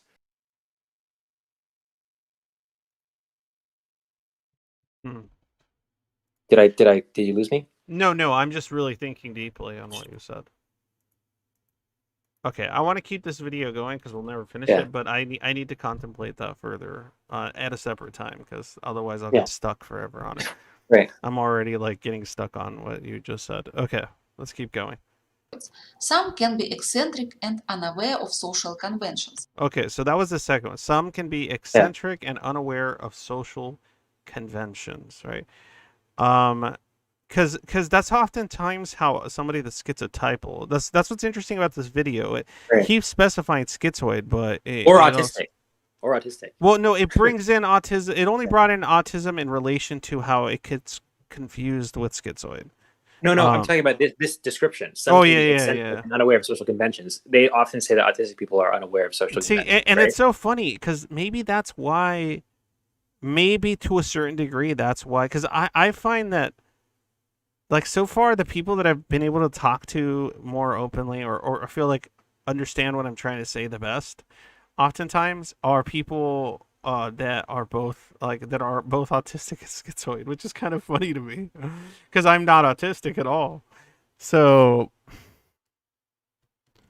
well, I think it's just because you're smart. I think. Let's not blow me up. Well, no, I mean something technical by that. Like when I'm saying smart, I don't just because all that I feel stupid as fuck half the time. Okay. So. Well, I still feel stupid as fuck all the time. But so if you have this, if your range is like normative patterns up to schizoid patterns, mostly schizoid patterns, it's not like you can't concretize. You clearly can, right?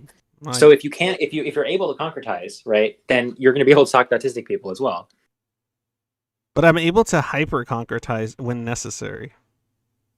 It just means you have a range. I guess I have a range. Whatever. Shh. Don't say that word. Anyway, let's keep going. Shh. Okay. Great. Don't compliment me. Because I'm kidding. I don't really give a shit. I'm fucking with you. I'm not gonna bust the whole low self-esteem. All right. So I just want to keep this. The disturbance is one of the most interesting. Finally, the third subtype appears fragile, delicate, and hypersensitive. Okay, so how does a schizoid appear fragile, delicate, and hypersensitive? Well, this is kind of odd because generally you don't display your fragility and your delicateness and your hypersensitivity. Yeah. And people. Wait. He went bye again. Okay, go ahead. Generally people don't display their fragility and their delicateness and their hypersensitivity to people that they don't perceive as being in the in-group. Mm-hmm. Right? And schizoid, at least in terms of the negative symptoms, seems to be defined as not putting anyone in the in-group. Yeah, no one is in the in-group. No one's putting you in the in-group, and you're putting no one in. Right. So then how could somebody But at the same time, you're not really putting people in the out-group because you're not perceiving them as, like, hostile. That's what's interesting. Like, oftentimes I feel like the schizoid doesn't put anyone in the in or out group, including themselves. No.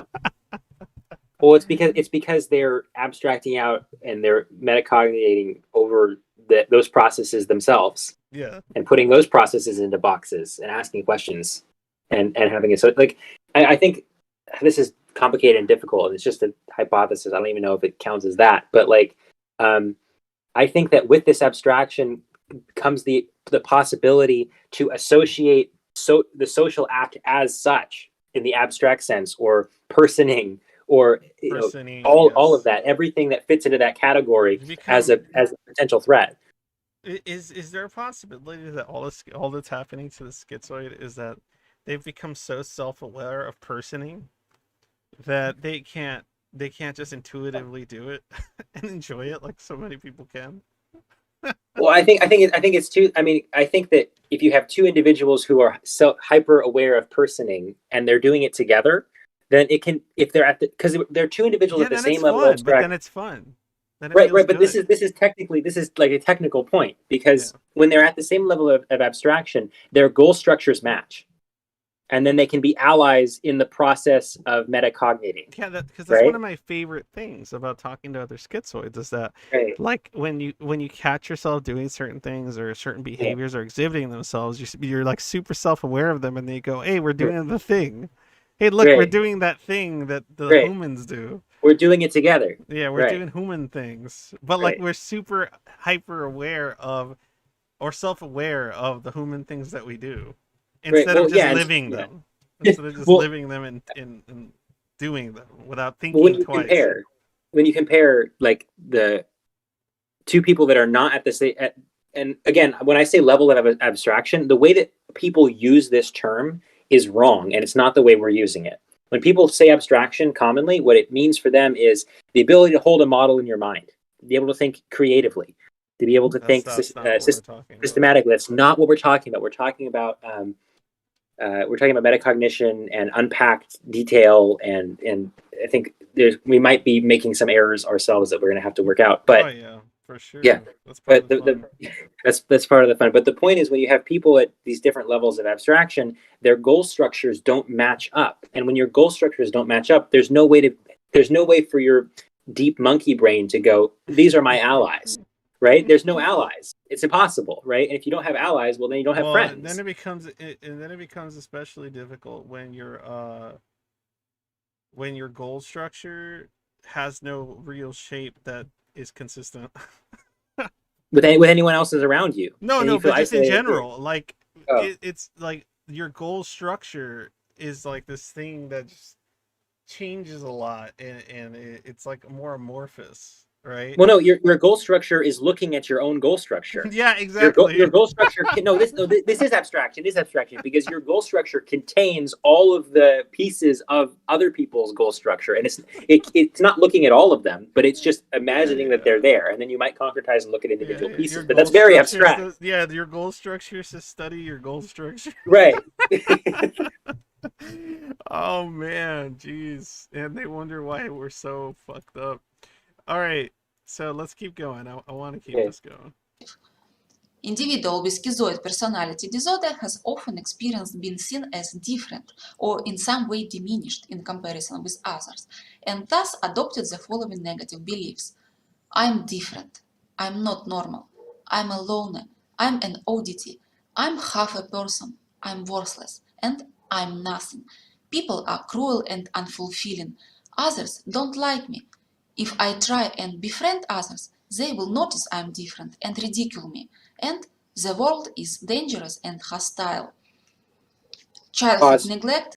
Yes, I mean This seems to I've be literally heard many people say all those things in different variations on the server, like on the schizoid community server, the zoidoid. Like I've heard people say all that shit, and have these kind of very broad brush categories about humanity as a whole and oh people and yeah. interactions and Yeah. friendship and What love all and people are, what all love yeah, is. what all love is, what all disappointment is. Everything Right. is disappointment. Everything is this. And it's just funny because for people like, this is what I find humorous about it, and I don't think it's irony. Is it irony? I'm not sure if it's irony. You tell me if it is.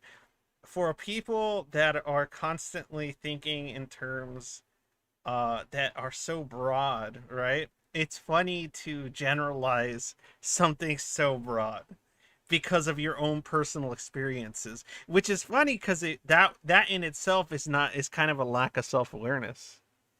Well, I mean, that's an expression that we see a lot with people. It's like one of the less pragmatic expressions. People who are so abstract, like so beyond abstract, that it's really difficult to figure out what they're even talking about, right? I lapse into that often Same myself, right? But I think, okay, here's an example. This is really relevant. And I was just talking. I'm glad you said it's really relevant. Now it will be. Okay, I sure hope so.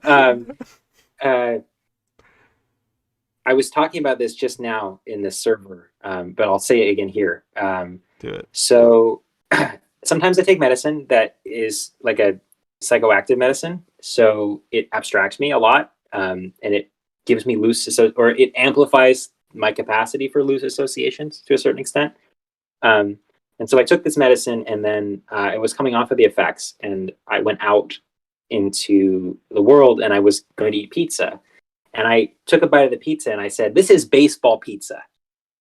Okay, before I continue, what's your immediate reaction when I say this is baseball pizza? Okay, so my immediate reaction to you saying this is baseball pizza it is not, that makes no sense, right? I don't say that. No, I would think about, okay, so he must have been in a certain location, and perhaps that the type of pizza, the contents, the type of cheese, is the pepperoni a certain way, and how do they serve pizza at baseball stadiums? Right. And does it in fact taste differently than the pizza at a different type of pizza place? Right. Like You're those are all the convertising. things. Those are all the things my brain is kind of going through, like all these like possibilities, or perhaps if I want to get really crazy, perhaps the pizza tastes like pizza he had as a child at a baseball game. That's not Right. necessarily inside a baseball stadium. Perhaps it was Little League, and his parents brought him pizza, and this is baseball pizza.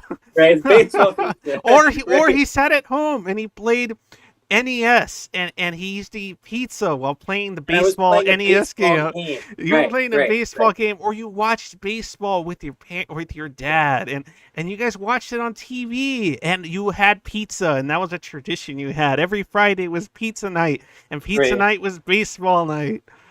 Right, but okay, all right, let's go back to the example. Very good point. Let's go back to the example. So That's where I go. That's where I go. Right. So if the abstraction is never unpacked in the mind of the person who's saying it, it's just baseball pizza, and it's a special connection. It's spiritual. This is baseball pizza. This is pizza for baseball. Or it this could is be a things like- game that is called baseball pizza. or I have to eat this pizza. Like I have to eat this. Well, here's the thing: the interpretation it can go like when those words come out, the mind goes, "Well, hold on, yeah, is this a new game, or is this a pizza that you eat?" Is it baseball that involves pizza? Right? Like, are we? No, seriously. Like when those words come out of your mind, the abstractor goes, which interpretation? Like, yeah, I see like 20, pizza? dude. Like, yeah, am I throwing pizza at someone and then they hit it with a bat? Like, they hit it with the breadstick.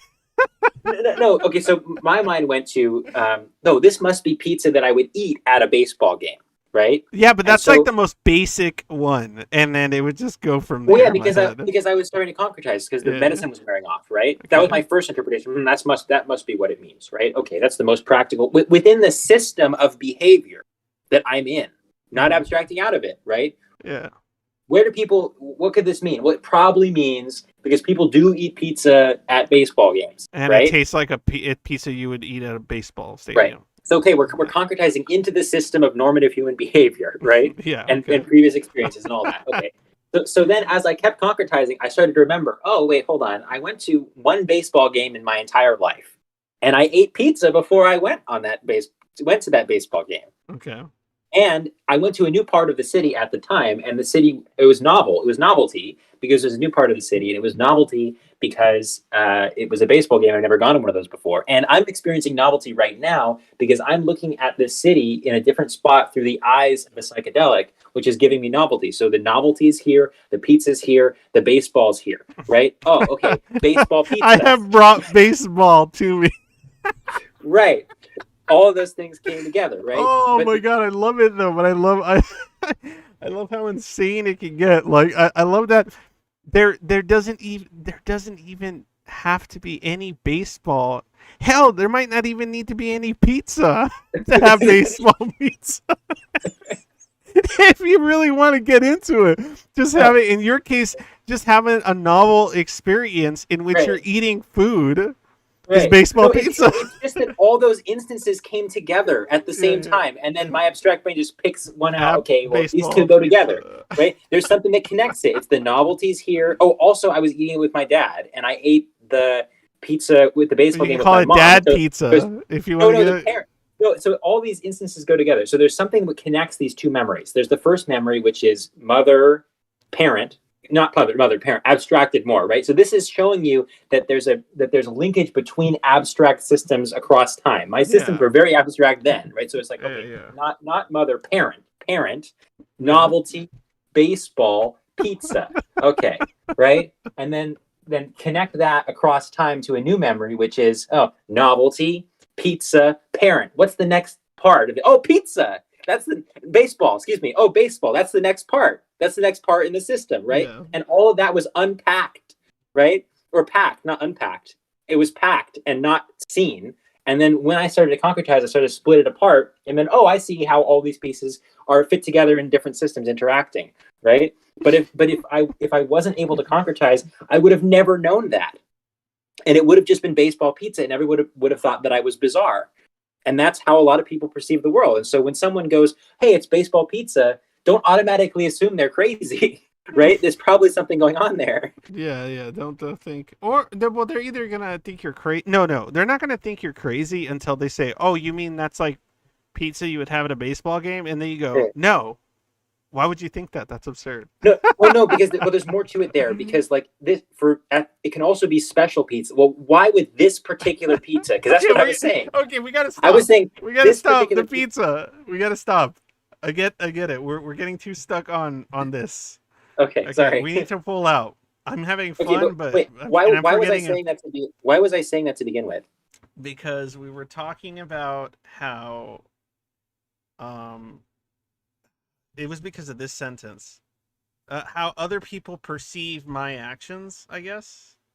Go back. I want to read it. Yeah, it was the I am different, I'm not normal, I'm a loner. Oh, I'm a okay. minority, Right. So that's why I was saying it. So I wanted to distinguish this from the rejection sensitivity of avoidant, right? Because Yes. they actually said that. It's like, oh, people are going to be mean to me or people aren't going to like me, right? What's the difference? Well, for the schizoid, they actually are perceiving that happening.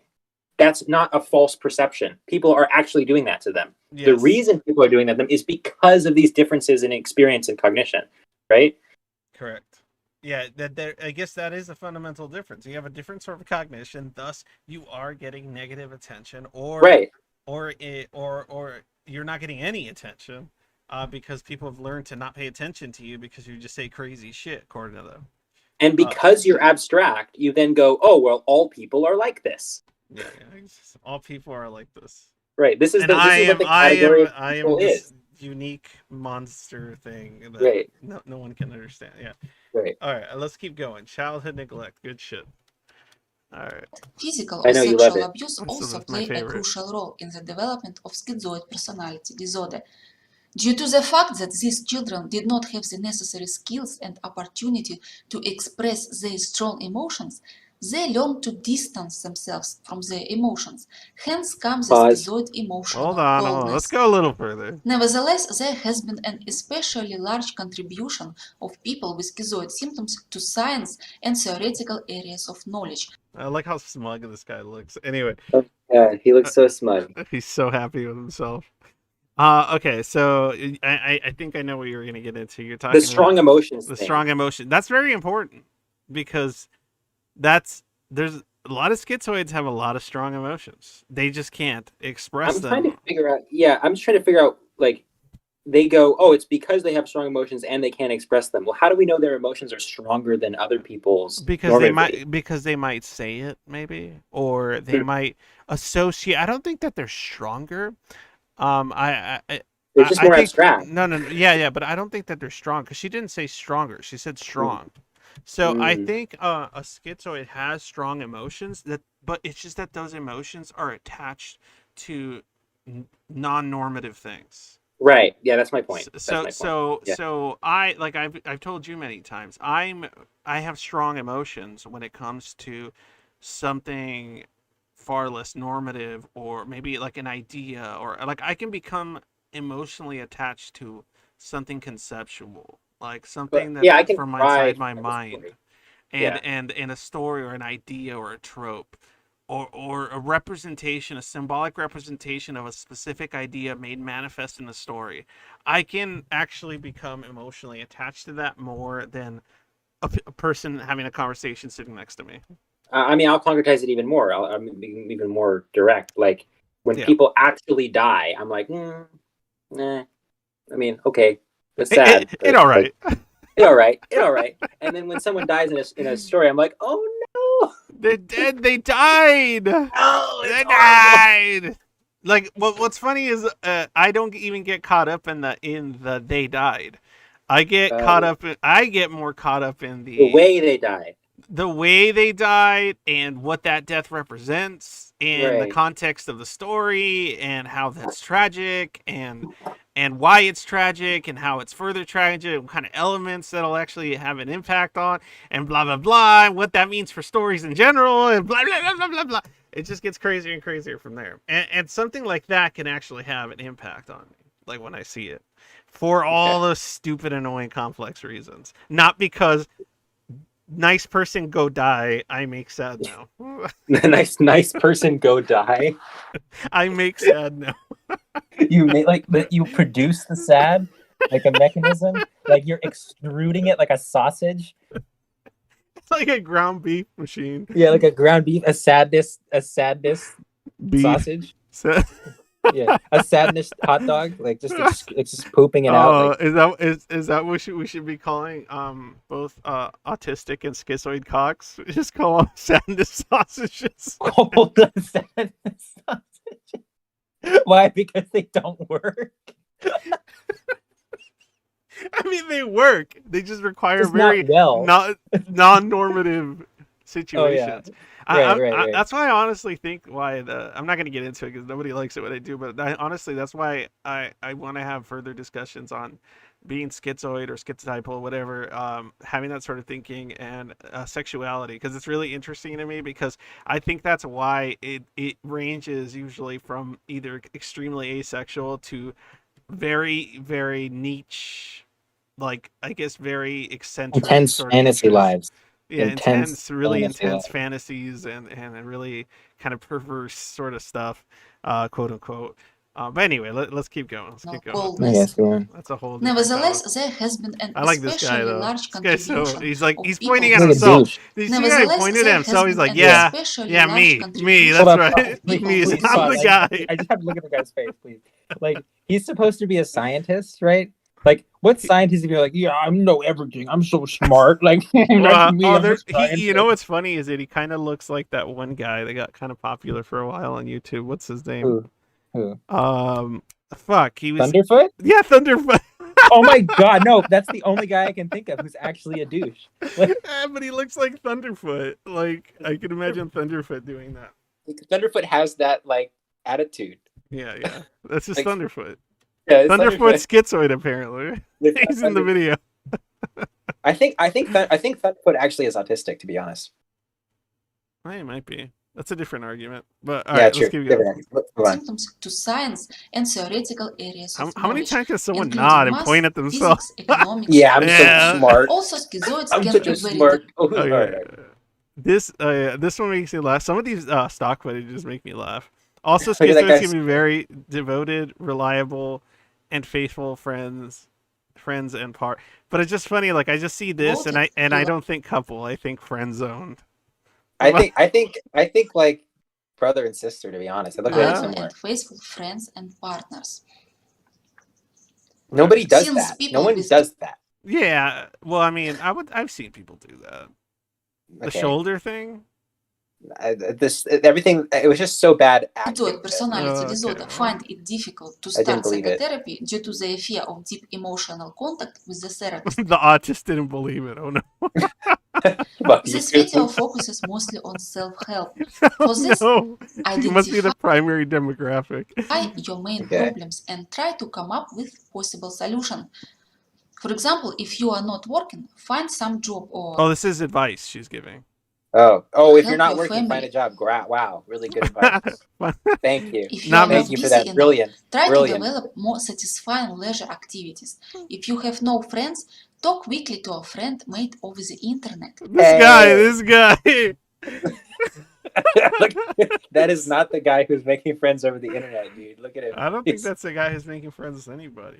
That's the guy who's like on the sex offender registry. Like, I'll leave him alone. look at him. look If at you his are not smile. accomplishing anything, Okay, not accomplishing anything. Plan a series of tasks. plan that you a can series of attempt in a tasks that graded you can manner. attempt in a graded. See, that's actually a good piece of advice. If you feel like you're not accomplishing anything in it, it's getting to you, just set a series of tasks to complete in a graded manner. I think This may be like this language, but like, yeah. is it really that we feel like we're not accomplishing anything, or that the things that other people would feel accomplished by just feel meaningless? Yeah, but it's not stating.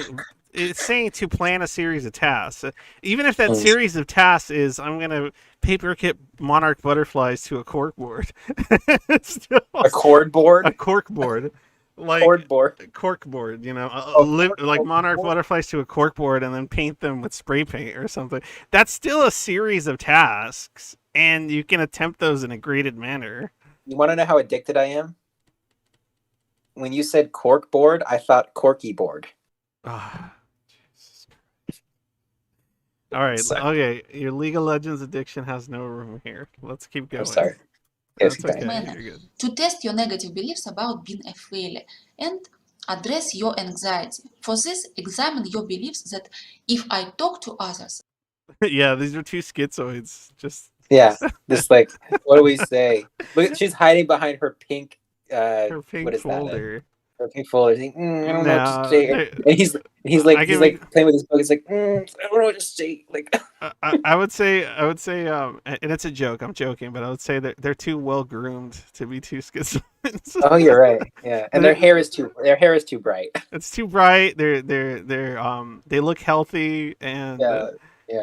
they look like they there care will about be nothing things. to say and no point in this conversation. And others may attack me as a result of my Look at him looking behind him. challenging. Well, the only reason he's getting attacked, if anything, is because he's got a book covered in paper mache. These for beliefs some is reason. likely to be the most effective way to a reduction in your Sloppy anxiety. paper. You can do the following experiment. I like how the only reason he has paper over his book isn't because, like, oh, he's odd, he has eccentric behavior, but it's because, oh, we can't show the cover of this book in the stock footage.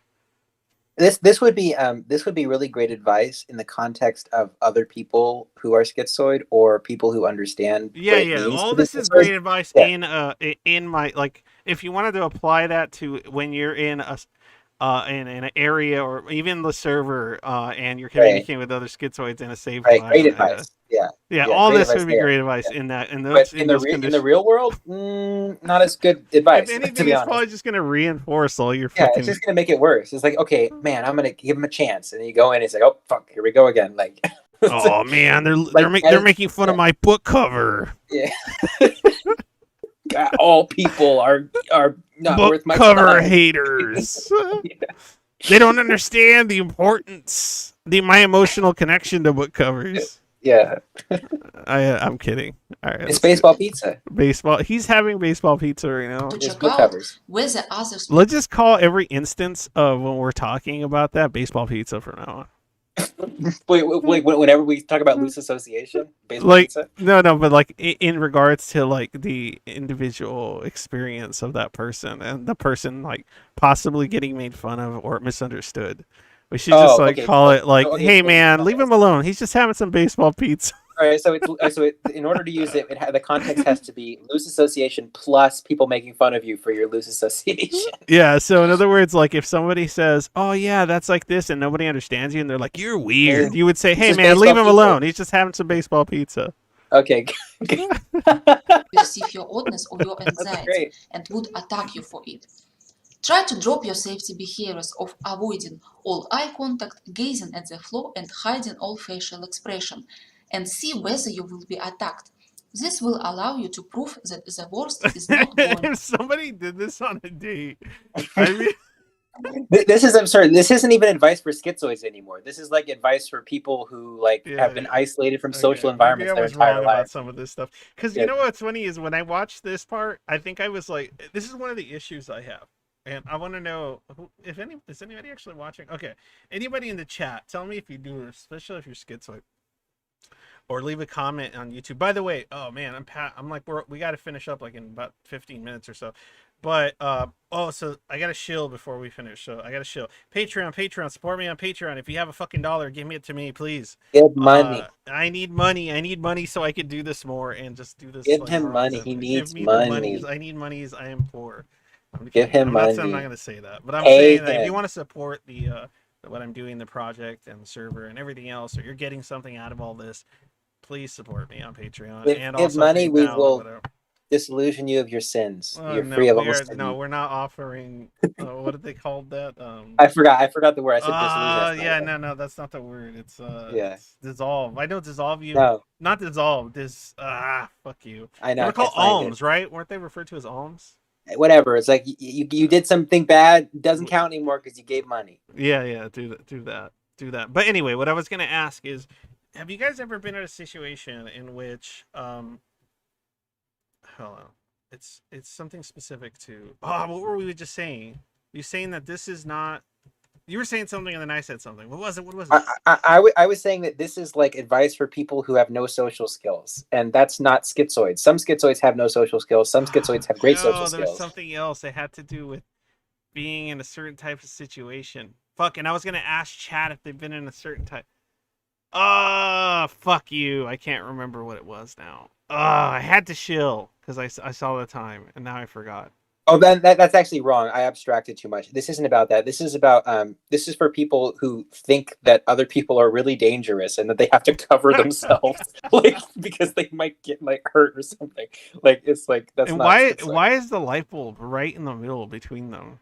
Oh, I just That's noticed like that. so low to the Yeah, like it's like right in the middle of their eating. like they can't they have to see past it. Yeah, they have to look. Okay. Or maybe this is a schizoid diner because you have. I have a question. Like, yeah. So this video has 35 views, right? Yeah. I really hope that they didn't get a bunch of actors together. No. This is stock footage. It's just stock footage. No, you can pay for like certain services that like give you access to all the stock footage, like subscriptions. And like but this is a point. Like the stock footage is not going to be able to convey what they're trying to convey, even assuming what they were trying to convey was correct, because it's stock footage. So like, wouldn't it make more sense for if we were going to do something like this to like do it through art or animation or something, so that we can specifically decide what stock footage is? Unless you use it ironically, which would be really funny. Yeah, like you use it in some ridiculous way. Like I'd be down to do a video essay where the stock footage has nothing to do with the video essay. Like it's in fact, you could even have things that are completely juxtaposed, like completely incorrect. Like you could, if you were talking about bullying, you just show like stock footage of kids getting like being really nice to each other. And then you were about to say kids getting eaten by lions. No. Or if you want to get more absurd, you would just have like footage of a baseball game and then baseball pizza. Yeah, and then but then have a have the topic be like parental neglect. And then just show you mean like having stock footage that doesn't match up at all in any way, or that is kind of almost offensive, like the opposite. Showing. Well, it's like the opposite of what we're saying. Yeah, it can be the opposite. It can be totally absurd. You can get an abstract, or even better. Okay, we're getting off into the. But this is fun. Even better is if you get the topic you're talking about, and then you abstract it or into some completely vague, strange direction. And you keep the stock footage the same.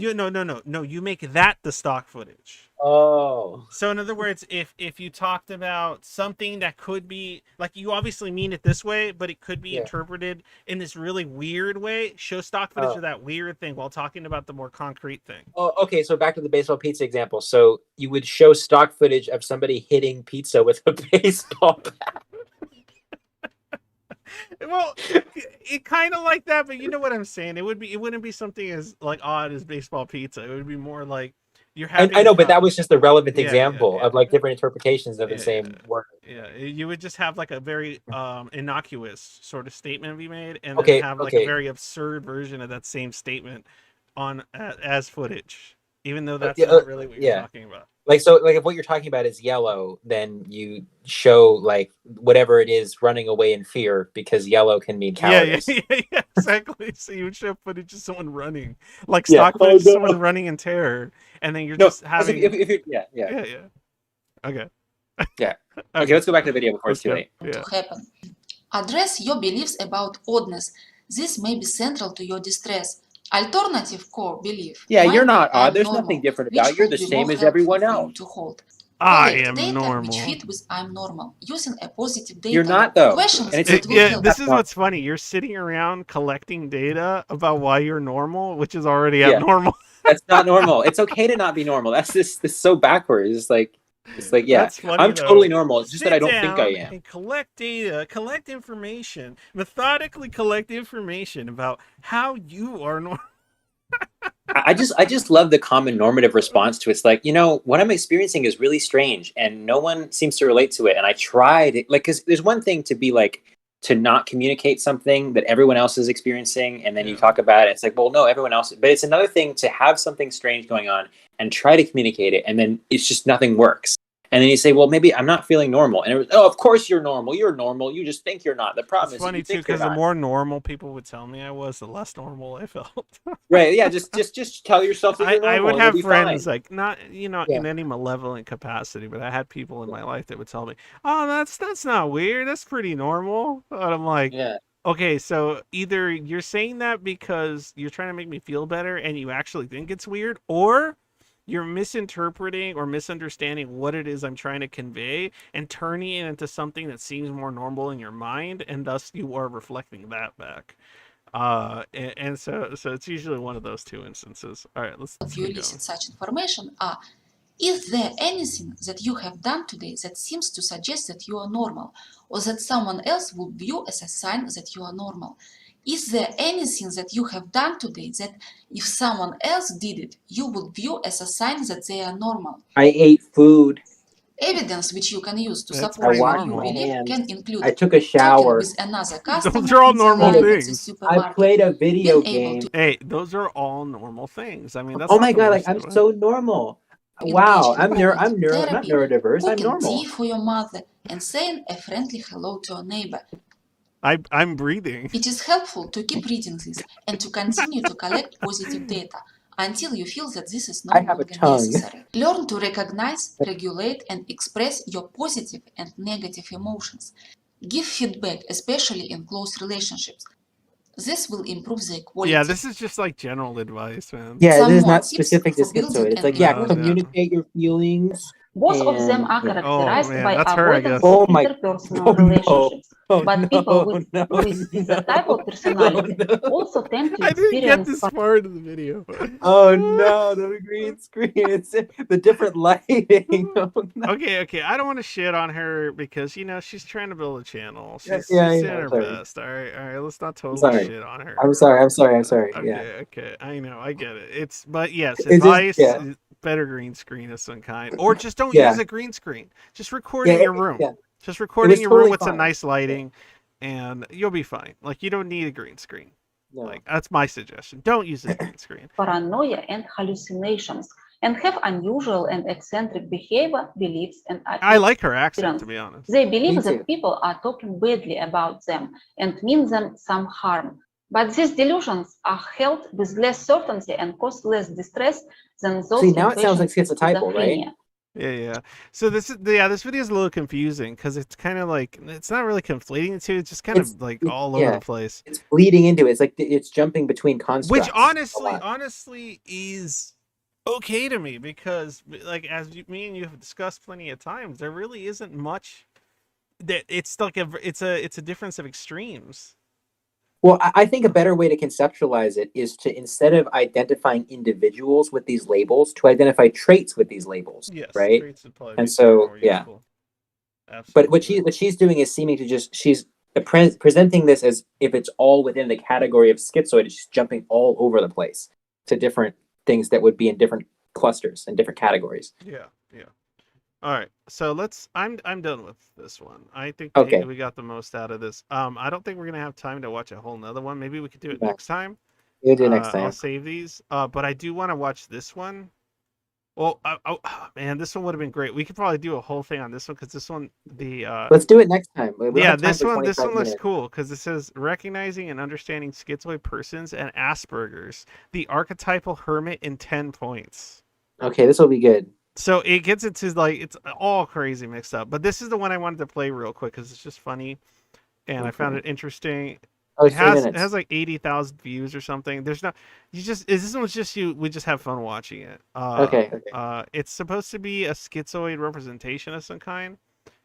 From what I can see, it's a girl that approaches a schizoid male, and how he responds to her seemingly flirtatious or kind of intrusive, at least in the schizoid mind, sort of, whatever. I like this music though. This music's so good. It's so dark.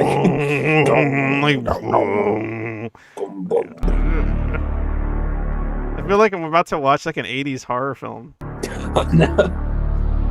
Like it's like Phantasm or something. They're gonna eat me too. Like this looks God. like the intro. Yeah. This looks like the intro to like a horror movie because I think there is a horror movie out there called Schizoid, and I'd actually be down to watch it. But it has Okay, nothing to do with being We're running out of schizoid. time. Let's You're play okay. it. You're okay. You're okay. We're okay. It's all right. It's all right. Same beer, same show.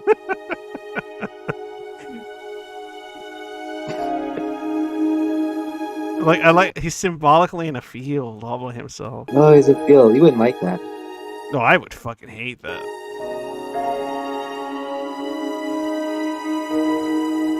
He's sitting in the field.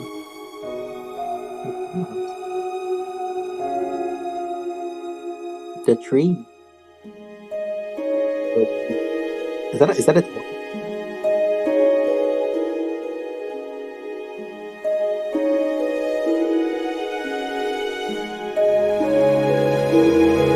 Wow. Is he drawing a crab? Well, what happened? Is he drawing a crab? I think he's trying to draw the tree. He's drawing a lop. Yeah, but what I find interesting about this, I think is that a beer over there? I just can't tell. But anyway, what I find this interesting, and it is accurate in my opinion, is I like how he has this like crescent, like this kind of grandiose sort of music with this setting that's an open field. He's drawing a dilapidated tree of some kind, whatever. And like honestly, when you're in the zone as a schizoid and you're kind of enjoying something that you're doing, yeah, it kind of feels that way. Yeah. And then this is what happens, honestly, and that's what makes me laugh, because it is a little silly, but this is kind of how it feels when somebody intrudes upon that.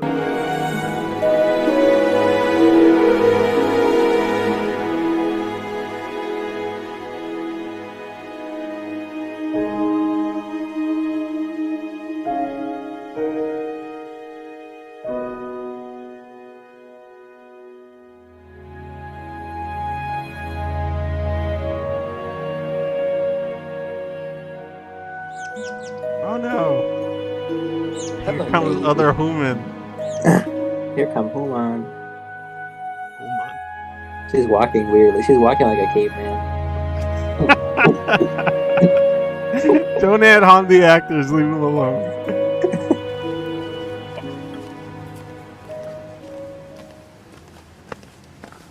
Hi. Olga. I thought it was you up there. What are you doing? Drawing.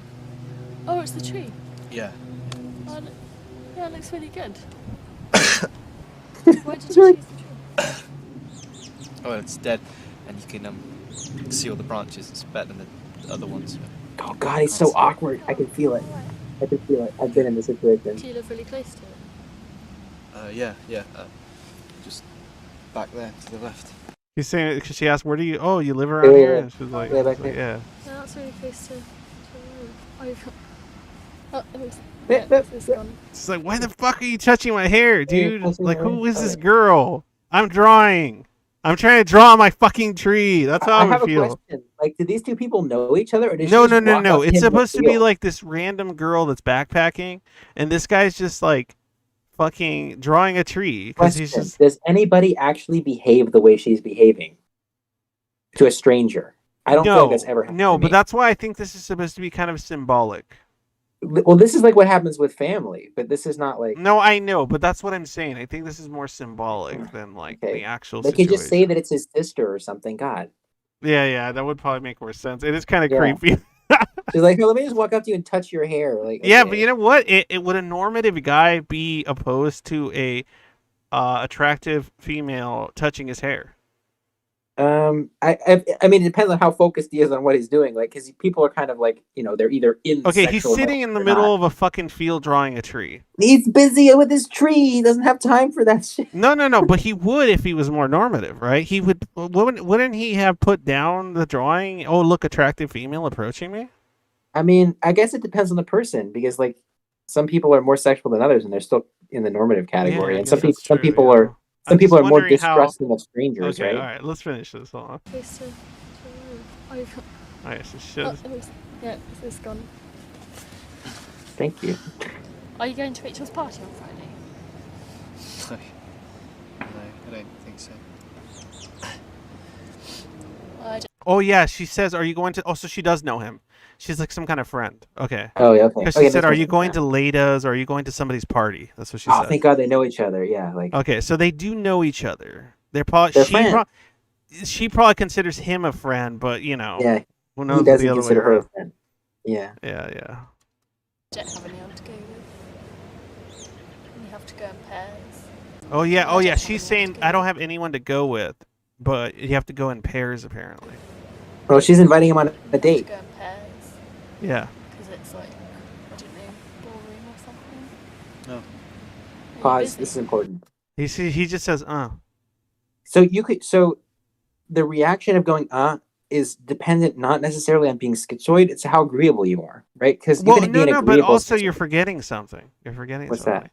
that? Is that oftentimes, especially the schizoid, would hear a statement like that and just make the assumption that they are not the person that is being directed at. Oh. So in other words, they would hear, "Oh, you have to go out in pairs," not read into any subtext and just assume, "Oh, this person's just telling me about something I don't care about." Well, I mean, also, it might have to do with abstraction because, like, he's thinking, he's thinking about the activity as such in relation to other activities, and you need to go in pairs, and then some of you don't, and then like Yeah, it's and like he's not never associating that comprehends to her down actually making the the statement, level "We of the should go individual. together." Yeah, Or if he It's not- has yeah. enough of a sense of "I'm not normal" or "I'm abnormal and nobody would want to go anywhere with me," he might be automatically creating the association of that has nothing to do with me. Well, yeah, so that actually happens to me a lot. Like, it can be concrete or abstract. Like someone is talking about something with the intention of engaging in some form of activity. They're bringing up some topic, and then I just talk about the topic Yeah. rather than because it's like and you would I'm not- completely lose sight of the fact that they're inviting you to it. Well, I think that's like Wittgensteinian in the sense of like uses of language because like their goal structure was pretty mid-range abstraction in terms of, hey, there's this person I want to do something with, and my goal structure is just not there at all. So that's not like, I think what's happening for lots of people is they're both aware subconsciously or consciously of the same goal structure, and then they interpret their interactions through that perspective. And if you didn't have that goal structure to begin with, then you just wouldn't interpret it through that structure, right? True. Like another example of something like that would be a narcissist not understanding sarcasm, at least certain types of sarcasm, because they just assume everybody else is an idiot. And so when they say idiotic things, they go, "Of course you would say that," right? It's like your initial goal structure changes your interpretation of events, and then you might just get it wrong, right? Yeah. All right, let's finish this up. No.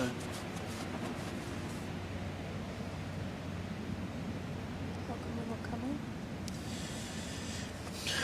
Dunno, just don't fancy it.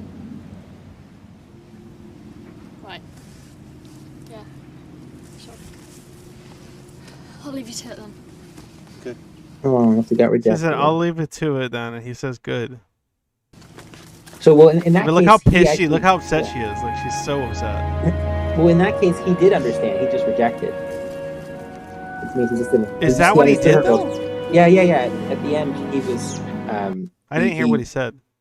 Oh, go back. I can't hear it. Just tell me. He said he wouldn't. He would rather not. He didn't want to. He understood what she wanted. He just rejected her. No, but was he saying he would rather not go to the party, or he would rather not go with her? He was. Well, okay, okay, good point, right? He could have been saying either, right? He said he'd rather not go to the party. He might have wanted to stay there with her, right? Yeah, like this is so interesting if you think about it, because like he's looking at her, like, oh, she's leaving. Like, what if he enjoyed her being there, actually, to a certain degree, or maybe he has some kind of complex emotional. Well, I mean, okay, I can relate to this. I can relate to this personally because, like, I do like to spend time with people. It's just that I've learned that the things that happen when I spend time with people, the things they want to do, are uncomfortable, and I would rather not do them. And so, I mean, then that just alters my perception, and I tend to avoid people because I know that our interests will not align. So he might have kind of a tragic situation there where he might actually have some kind of unrequited or unable to express some kind of positive emotional. Yeah, well, it might just be as simple as she'll never want to do the things that I want to do, right? Like, I want to sit here and draw this tree, wander around and be abstract, and I know that she's never going to want to do that with me because she's normative or whatever's. I mean, the thing which would be equivalent to that without the language that we have to describe it. And then so, well, because she'd never want to do, because he's thinking, oh, she'd never want to do any of this. Then he doesn't say, oh, please do this with me. And he doesn't say he wants to go to the social event, because of course he doesn't, right? But then all of that's just covering up the fact that he probably wouldn't mind spending time with her if he was just not at that social event. Right. That's interesting. But she's taking it as, because it's a normative thing to ask to go to a party with a girl. Right. Or herself, she is interpreting. Yeah, she's taking it as he doesn't like her. He doesn't like. He doesn't want to go to the party with me. Right. It's me specifically. Right. It's he would want to go with someone else, but not me. Yeah. Because he looks bothered at the end there. Mm-hmm. He does. Yeah, he looks like, because otherwise, if he was completely indifferent, he would have just kept drawing, and not looked at her as she walked away. He probably would have just kept drawing. Yeah, or just kept drawing. Yeah. Because he did want to get back to his drawing. But at the same time, he was like, oh, maybe that was a missed opportunity. Oh, no. Oh, well. Yeah. What can be done? Yeah, that's actually happened to me. Like, I'm focused on doing something, and someone's there, and I don't mind their presence. I actually kind of like them there, right? Mm. And then they leave, and I feel kind of bad. But I didn't say that I like them there. Yeah, I mean, it's all interpretation. Yeah, you're right, Dorm. Yeah. But it's just interesting. I'm trying to give the little student film the benefit of the doubt that it had a little more meaning than perhaps it did. I think we're reading into it a little too deeply. Yeah.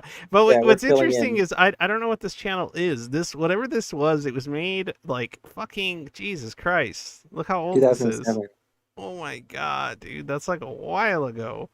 That a long time. Yeah, that a long time. Feels so old. I don't know what this channel is. I didn't even look into the channel itself. Oh yeah, see, he has like little video representations of different personality disorders. He's got histrionic. I'd actually be curious to check out some of these other ones. Paranoid, schizotypal. Oh, the schizotypal one might be cool. 10 video shorts demonstrating DSM for definitions of personality disorders. It has been produced by Thames Valley Initiative Community PD Pilot Project, using the acting and filming skills of several local students. The intention has been to present the exact diagnostic features of the disorders, really, in an acceptable and sympathetic light. Okay, well, I can't fault them for that. The films were shown Autumn 7, Tate Modern 2007, and have since been featured on various BBC and NHS productions. Interesting. So their intention was to display a certain type of disorder in a humanistic light. I would love to see what they think histrionic is. Okay, really quickly. Oh no, it's too long. Next time. It's too long. Next time. Okay, we could actually go through these. These will be fun. Yeah. Next week. Okay, so I'm gonna save these videos as well as these top 10 ones, and then I do want to go through these other ones at some point. So I'll have it listed for later. I'll bookmark or something. All right, guys. I hope you enjoyed the stream. Hope you enjoyed the talk. If you liked all this, you know, support the project. Go to the server. If you just stumbled across this stream and you never watched it before, or just VOD'd this or something, and you thought it was interesting, join the server. It's in the About Me, or you can just search Schizoid, and you'll get our Discord. It should pop up, and then boom, join the Zoid Void and see if that's something that can be helpful to you. It's already helped a lot of other schizoids find like a sense of solace and community and amongst people that actually understand what it is they're trying to say and experience. But anyway, that's that. Thanks a lot, you guys. Have a